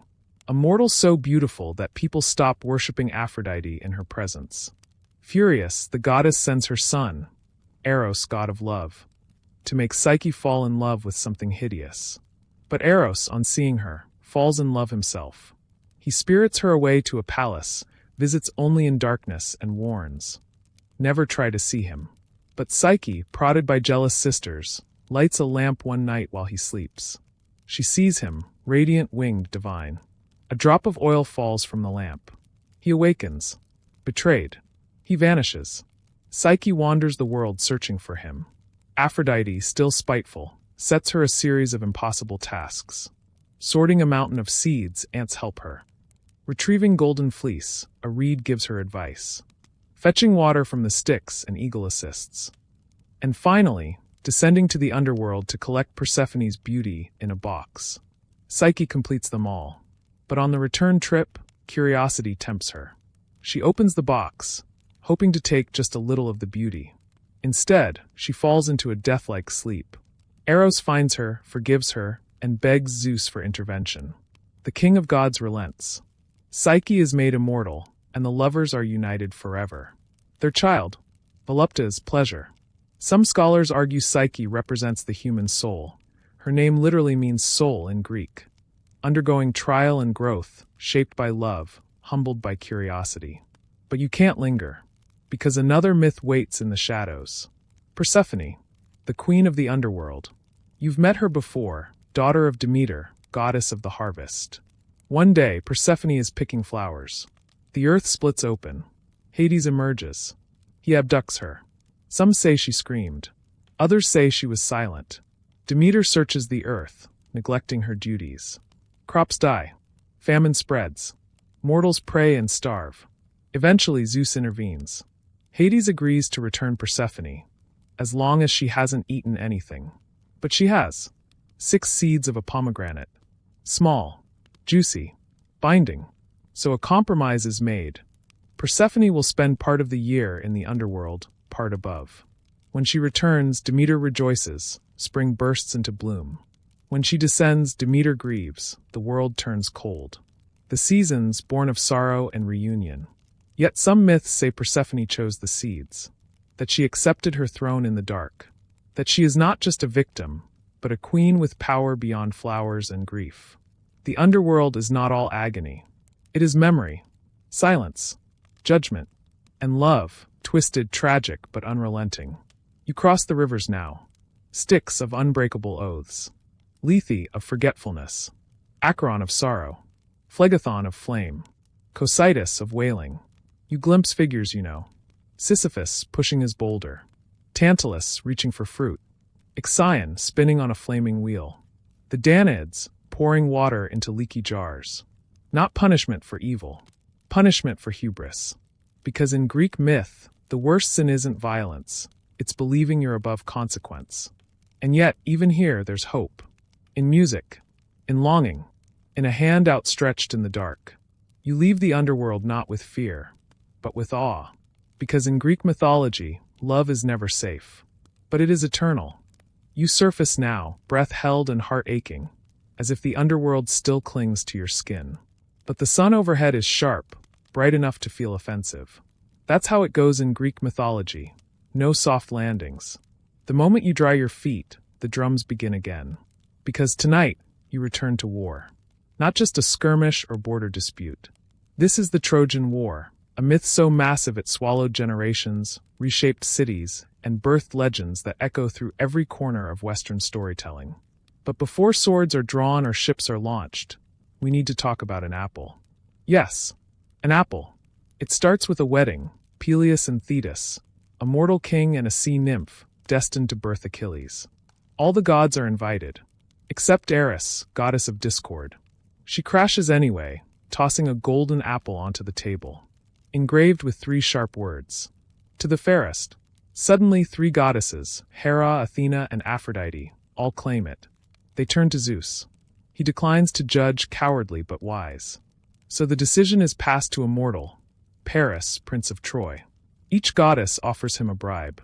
Hera, power and kingship. Athena, wisdom and victory in war. Aphrodite, the love of the world's most beautiful woman. Paris, predictably, chooses love. And that love, it belongs to Helen, Queen of Sparta, already married to King Menelaus. Paris travels to Sparta, and depending on the version, abducts or elopes with Helen. Either way, when they sail back to Troy, war is sealed. Menelaus is furious. His brother, Agamemnon, king of Mycenae, calls in oaths from across Greece. See, when Helen was younger, many suitors sought her hand. To prevent bloodshed, her stepfather made them all swear an oath that they would defend her marriage, no matter who won her. Now they're bound. You watch as warriors gather.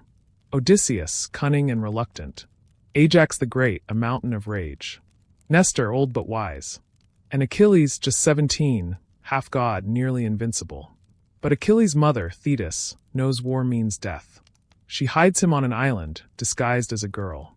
Still, Odysseus finds him, with a trick involving weapons hidden among gifts. Achilles picks the sword. The war begins. But first, a divine blunder. As the fleet assembles, Agamemnon offends Artemis. Maybe he killed a sacred deer. The wind dies. They can't sail. To appease her, he sacrifices his daughter, Iphigenia. The winds return. But so does a curse. They land at Troy. The siege begins. And now 10 years pass. That's the thing people forget. This wasn't a flash of violence. It was a grind. A decade of stalemates, raids, feuds, and heartbreak. You hover over the battlefield. Trojans versus Achaeans. Walls tower. Spears fly. Gods choose sides. Athena, Hera, and Poseidon back the Greeks. Aphrodite, Apollo, and Artemis side with Troy. Even Zeus stays mostly neutral, until he doesn't. But the center of the war is Achilles. The finest warrior. Almost unbeatable. But not unbreakable. Agamemnon, greedy and proud, takes Briseis, a woman captured by Achilles. Achilles withdraws in fury. The Greeks suffer. Without him, their strength crumbles. Enter Patroclus, Achilles' dearest companion. Maybe friend. Maybe lover. Myth keeps it vague, but the emotion? Not subtle. Patroclus dons Achilles' armor, hoping to rally the Greeks. He does. But then he meets Hector, Troy's champion, brother of Paris. Hector kills him. Achilles breaks. You hear his scream, long, guttural, endless. He returns to battle, not for glory, but vengeance. He finds Hector, chases him around Troy 3 times, and kills him, then drags his body around the city behind his chariot. For days. Even gods flinch. Eventually, King Priam, Hector's father, sneaks into the Greek camp, kneels before Achilles, kisses his hands, the very hands that killed his son. And Achilles? He weeps. He returns Hector's body. For one breath, humanity flickers again. But Achilles is still doomed. Later, Paris, cowardly and lucky, fires an arrow. Apollo guides it. It strikes Achilles' heel, the only vulnerable spot. He dies. You linger at his funeral pyre. He's mourned like no other. Even Odysseus later meets his ghost in the underworld and calls him a king among the dead. But the war grinds on. Ajax goes mad after not receiving Achilles' armor. He kills animals, thinking they're enemies. Then kills himself. Odysseus steals the Palladium, a sacred statue protecting Troy. Neoptolemus, Achilles' son, arrives brutal and merciless. And then Odysseus hatches a plan. You know it already. The Trojan horse. The Greeks pretend to retreat, leaving behind a massive wooden horse. The Trojans debate, burn it or bring it in.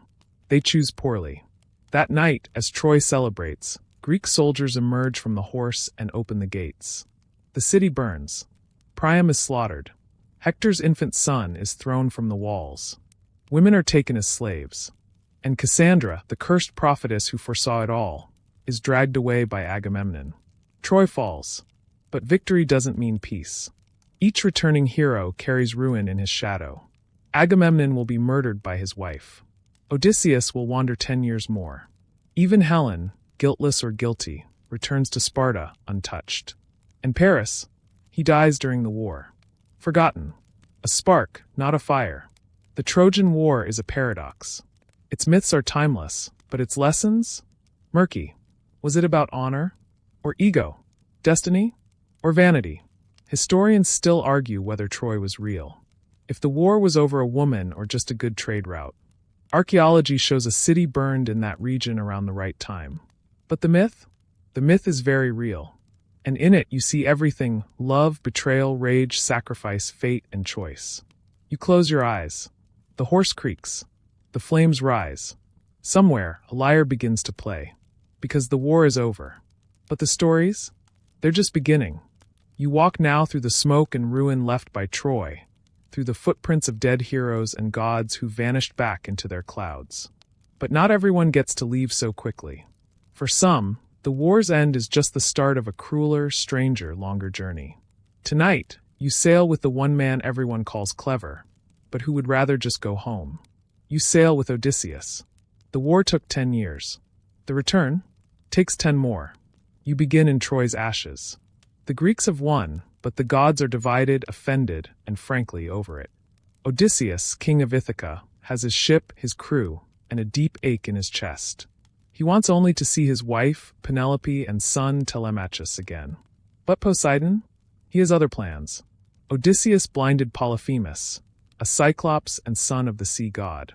And Poseidon, being the petty Olympian that he is, decides to make Odysseus's voyage the most cursed travel itinerary in history. First stop, the Cyclades. Odysseus and his men raid the town. The Cyclades retaliate. Several Ithacans die. It's not even lunch on day one. Then the Lotus Eaters. A land where the locals eat lotus flowers that make you forget everything. Some of Odysseus's men get a taste, go dreamy-eyed, and refuse to leave. You have to drag them back to the ship like toddlers at bedtime. Then comes Polyphemus, a massive cyclops in a cavern, with cheese wheels the size of oxen and a taste for intruders. Odysseus blinds him with a burning stake, after getting him drunk on wine. When asked his name, Odysseus says, "Nobody." So when Polyphemus screams, the other Cyclopes think he's just being dramatic. Classic misdirection. They escape under sheep bellies. But as they sail away, Odysseus shouts his real name, because hubris is irresistible. Polyphemus prays to Poseidon. May he suffer. The god answers. Next, the Aeolian Islands. King Aeolus, ruler of the winds, gives Odysseus a bag containing all the winds, except the one that would push him home. They almost make it. Ithaca is in sight. Then Odysseus naps. His crew, curious and greedy, opens the bag. The winds scream out. They're blown all the way back. You sigh. So does he. Next, the Laestrygonians, cannibalistic giants who crush ships like soda cans. Only Odysseus's ship escapes. Then they reach Aiaia, home of Circe the sorceress. She turns his men into pigs, literally, snouts and all. Odysseus, with help from Hermes, resists her magic. He forces her to reverse the spell. And then, he stays. For a year. Circe becomes his lover. She pampers his crew. But finally, Odysseus remembers Penelope. Circe tells him he must visit the underworld to speak with the prophet Tiresias. So down he goes. You follow him past shadows and regret. There he sees Tiresias, who warns him not to touch the cattle of the sun. His mother, who died of grief while waiting. Achilles, who says, "I'd rather be a poor farmer than rule the dead." You leave the underworld shaken. But there's no time to grieve. Because next, the sirens. Beautiful voices on a deadly shore. Odysseus has himself tied to the mast. His crew's ears plugged with wax. He hears their song, about knowledge and pleasure and all things lost. But they pass. Then come Scylla and Charybdis, a six-headed sea monster, and a whirlpool that swallows entire ships. Odysseus chooses Scylla. Better to lose 6 men than all. He watches them die, and keeps sailing. They arrive at Thrinacia, island of the sun god Helios. His sacred cattle graze there. Odysseus warns his crew, don't touch them. They do. While he sleeps, the sun god complains. Zeus answers with lightning. Their ship shatters. Only Odysseus survives, clinging to driftwood. He washes ashore on Ogygia, island of Calypso, a nymph who offers him immortality. He stays for 7 years. Not out of desire, but despair. But eventually the gods relent. Hermes arrives. Calypso lets him go, bitter but resigned. He builds a raft. And Poseidon? Still petty. He wrecks it. But Odysseus survives again, washing up on Scheria, home of the Phaeacians. They hear his tale. They're moved.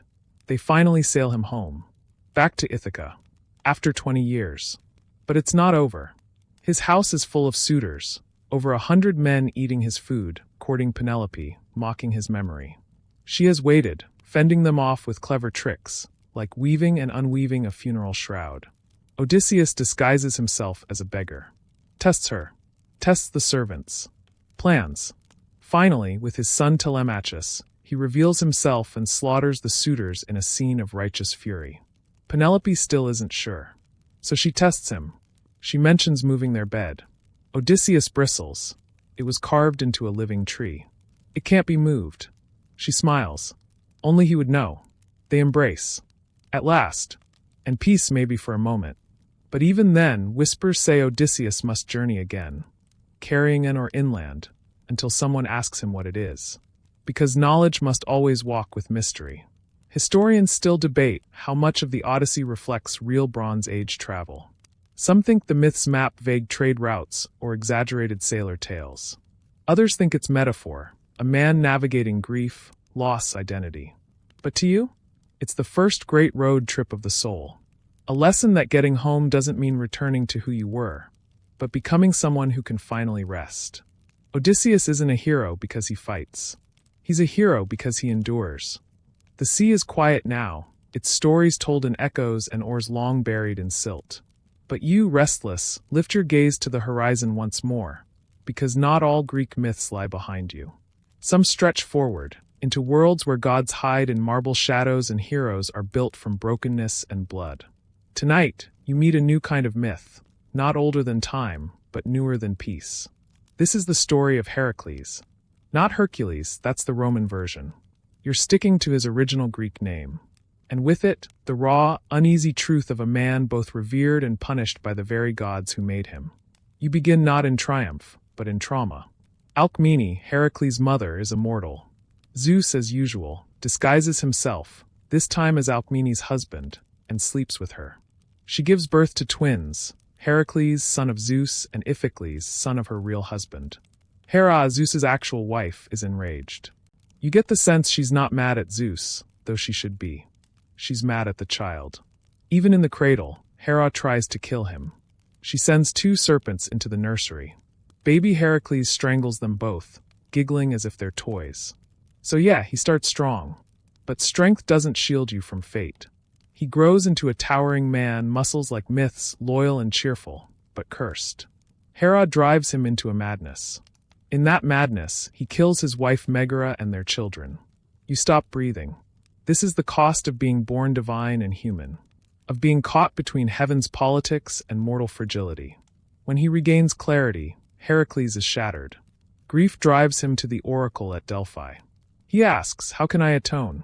The oracle, under Hera's influence, sends him to serve King Eurystheus of Tiryns. Thus begin the 12 labors. Not heroic quests. Not glory-seeking. Punishment. Labor 1, the Nemean lion. A beast with impenetrable skin. Heracles strangles it, then wears its pelt, iconic, indestructible, a second skin of penance. Labor 2, the Lernaean hydra. 9 heads, cut 1, 2 grow back. With help from his nephew Iolaus, he cauterizes the stumps. Dips his arrows in the hydra's venom. They'll kill with a scratch now. But because he had help, this labor doesn't count. You roll your eyes. Bureaucracy, even in myth. Labor 3, the Ceryneian hind. A sacred deer of Artemis. He chases it for a year, captures it without harm, and apologizes to the goddess. She lets him go. Labor 4, the Erymanthian boar. He traps it in snow. Delivers it alive. Eurystheus hides in a jar when he sees it. You chuckle. So does Heracles. A rare light moment. Labor 5, the Augean stables. Thousands of cattle. Filthy for decades. Heracles diverts rivers, cleans it in one day. But, again, because he accepted payment, Eurystheus disqualifies it. Labor 6, the Stymphalian birds. Man-eating birds with bronze feathers. Heracles uses a rattle given by Athena to startle them. Shoots them down mid-flight. Labor 7, the Cretan bull. A raging, fire-breathing bull. He wrestles it, drags it to Tiryns. Later, This same bull will sire the Minotaur. You make a note. These myths all weave together like vines. Labor 8, the mares of Diomedes. Carnivorous horses. He feeds their master to them. They come. He delivers them grim-faced. Labor 9, the belt of Hippolyta. Queen of the Amazons. She offers her belt peacefully. But Hera spreads rumors, battle erupts. Heracles kills Hippolyta. You feel something twist in your chest. Labor 10, the cattle of Geryon. A giant with 3 bodies. Heracles crosses the desert, fights monsters, sails in a golden cup given by Helios. Slays Geryon. Drives the cattle home. It's said this is how the Pillars of Heracles, what we call the Strait of Gibraltar, were formed. A mythic boundary between the known and unknown world. Labor 11, the apples of the Hesperides. Golden apples guarded by a dragon and nymphs. He gets help from Atlas, who agrees to fetch them if Heracles holds up the sky. He does. When Atlas returns, he tries to leave Heracles holding it forever. Heracles shrugs. Sure, but can you take it for 1 second while I adjust? Atlas agrees. Heracles walks away with the apples. Smart man. Labor 12, Cerberus. The final task. Bring Hades' 3-headed dog to the surface, alive. Heracles descends into the underworld. Asks Hades politely. No tricks. No violence. Just raw strength and permission. He brings Cerberus up. Then returns him unharmed. And finally his labors end. But not his pain. Heracles wanders after that. Fights wars. Joins the Argonauts.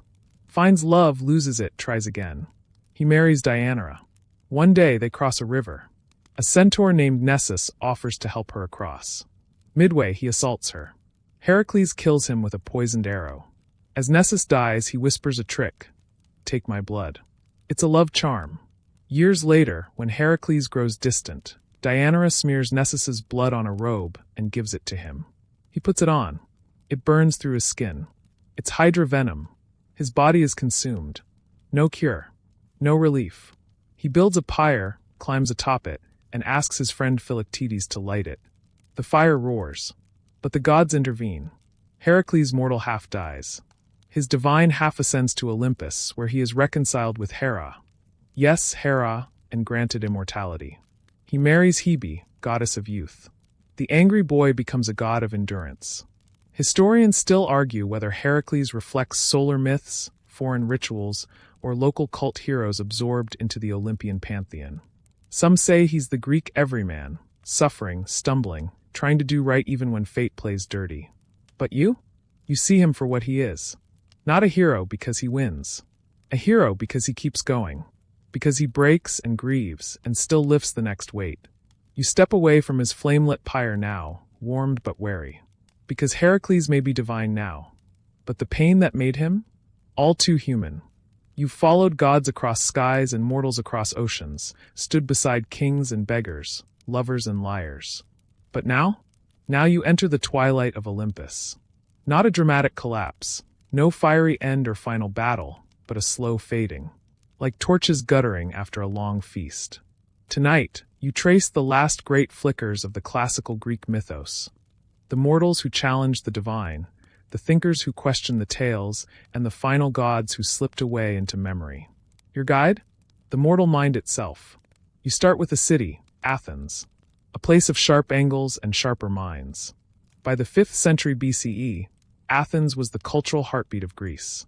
Art, politics, drama, democracy. Yes, the same words you hear in classrooms were all rising here. And so was a new kind of storytelling. No longer just oral myths around a fire. Now, theater. You sit down in the open-air theater of Dionysus, the crowd buzzing, sandals crunching against the marble. Out comes Aeschylus. He brings gods to the stage. Not just as plot devices, but as questions. Then Sophocles, he gives you Oedipus. A king who kills his father, marries his mother, and discovers too late that fate is merciless. And then Euripides. Cynical, modern. He writes Medea, not as a monster, but as a wronged woman, biting through the chains of betrayal with a goddess's rage. These playwrights reshape mythology. They don't break it, but they interrogate it.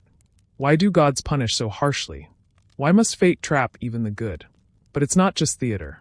Philosophy rises. You meet Socrates, who pokes holes in everything. Not because he hates the myths, but because he wants truth. Plato, his student, says myths can guide the soul, but warns they shouldn't be taken literally. In his Republic, he dreams of philosopher kings, not sons of Zeus. Aristotle, more grounded, studies tragedy. He asks why certain stories grip the heart. He coins the term catharsis, a purging of emotions. You begin to see the shift, from divine to human, from epic to ethical.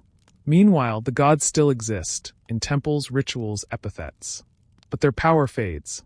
They become symbols, not forces. You wander through Delphi, where the oracle once whispered Apollo's words. Now, the priestesses mostly recite riddles for politicians. In Eleusis, the mysteries still celebrate Demeter and Persephone, but the crowds grow thinner.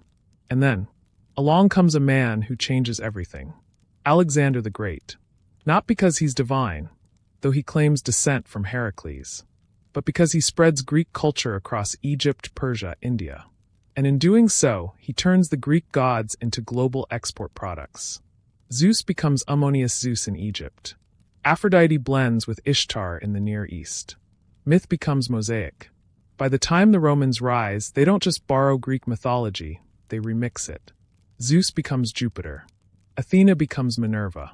Heracles becomes Hercules, louder, stronger, less tragic. The myths are streamlined, Latinized, militarized. And yet, something remains. You watch Roman poets like Ovid retell the old stories in his Metamorphoses. Fluid, lush melancholy. You read of Pygmalion, who carves a statue and falls in love with it. Of Daphne, who flees Apollo and turns into a tree. Of Narcissus, who drowns in his own reflection. All deeply human. By now, the myths are no longer sacred. They're art. And then, slowly, another story rises. From the East. Christianity. Not just another myth, but a fundamentally different worldview. One God. One truth. One salvation. It spreads through Rome, then across the empire. And with it, the old gods are rebranded as demons, symbols of pagan excess. Temples are abandoned. Statues are defaced. The oracle at Delphi falls silent. The Parthenon becomes a church. Then a mosque. Then a ruin. You feel the silence settle. Not angry. Just finished. Historians still argue whether Greek mythology died with Rome's fall or evolved into Renaissance allegory. Some trace it into astrology, others into Jungian archetypes. But you understand now. Greek mythology didn't end. It transformed. Because these myths aren't just stories. They're mirrors. They show what it means to crave greatness and fall short. To love too deeply. To rage against limits. To ask questions without clean answers. They are human memory carved in lightning. You glance up at the night sky. Orion still hunts. Cassiopeia still sits. Andromeda still waits. The myths are quiet now, yes. But they haven't gone. They've just stepped off the stage and taken up residence in you. You sit now at the edge of the myth world, your feet dangling into the waking realm. Behind you, gods, monsters, labyrinths, wars. Ahead, the soft hush of sleep, and maybe a whisper of stories not yet told. But before you drift off, there's one last thread to tug, a final path through the tangle of Greek mythology. Tonight, you walk through the afterlife of the myths themselves. Not what happens inside them, but what happens after them. Because even as the temples crumbled, the stories never stopped. You start with a boy in Alexandria, unrolling scrolls. Maybe he reads about Achilles and weeps. Maybe he finds Theseus funny, or Athena terrifying. This is Ptolemaic Egypt, where the Greeks rule but blend with ancient Nile gods. Isis and Demeter walk side by side. Hermes and Thoth trade secrets. The myths migrate. In Rome, scholars study Homer like scripture. Virgil rewrites him. You've heard of the Aeneid, right? Trojan prince Aeneas flees Troy, sails west, and becomes ancestor to the Romans. It's a national origin story sown from myth. As centuries turn, the names shift, but the ideas linger. In the Middle Ages, monks copy old manuscripts in candlelit cells, sometimes reluctantly, muttering prayers between pages of pagan nonsense. Yet they preserve it. In the Renaissance, the myths explode back into color. Botticelli paints Venus on a shell, dainty and divine. Michelangelo sculpts Leda and the Swan, flirtation cast in marble. Poets return to Olympus. Artists rediscover narrative symbolism, where every god embodies a part of the human psyche. Ares becomes war itself. Aphrodite becomes desire, love, chaos. Hermes becomes cunning, commerce, even dreams. And then, you reach the Enlightenment. A new myth begins, science. But even in laboratories and lecture halls, mythology lingers. Carl Linnaeus names plants after gods. Astronomers name planets after them. Psychologists Freud, Jung turn gods into metaphors. You learn that Narcissus isn't just a pretty boy, but a syndrome. That Oedipus is a complex. That Eros and Thanatos, love and death, are opposites in the architecture of your own subconscious. The gods, it turns out, didn't die. They moved into books, minds, language. Even today, you invoke them without thinking. Herculean task, Pandora's box, Achilles' heel, a muse. In your daily speech, you carry millennia. Modern media doesn't forget them either. From comic books to video games, from Disney's Hercules, heavily sanitized thanks to Percy Jackson, the gods have gone full pop culture. They've traded marble for pixels. But they're still here. Historians still argue whether mythology should be studied for its literary value, its spiritual resonance, or its socio-political roots. Some say it's outdated. But you now understand the truth. Greek mythology isn't a museum. It's a mirror. It shows you who you were, who you are, and who you might become. You've walked beside mortals who challenged fate, gods who broke their own rules, heroes who cried in the dark, and monsters who just wanted to be seen. And somewhere along the way, you changed too. Now, before we close this journey, let's linger for just a moment longer. Let the names fade now, slowly, gently, as if they're drifting back into the mist that birthed them. Odysseus no longer rows. Achilles no longer grieves. Athena folds her wings. Hades turns from his throne, cloaked in silence once more. The fires are out. The swords are sheathed. The scrolls have been rolled and tucked away. You can still feel it, though, that thread of myth running quietly through your ribs, like some ancient constellation long since buried in light pollution. But still there if you look just right. The stories don't need you to remember them. They've existed long enough to remember themselves. But they'll welcome you whenever you return. You don't have to believe in them. Just listen. Just wander. Just wonder. Let your breathing slow now. In through your nose, hold, and out through your mouth. Let go of Troy. Let go of Olympus. Let go of the labyrinth, the sea, the spear. You are not a hero tonight. You are a dreamer. The myths will wait for you. Beneath your pillow, inside a ripple of thunder, hidden in the wind. Close your eyes now. And if tomorrow someone calls your name a little too loudly, or if the moon looks just slightly too golden, or if your shadow bends at a strange angle, well, you've been touched by myth. Sweet dreams.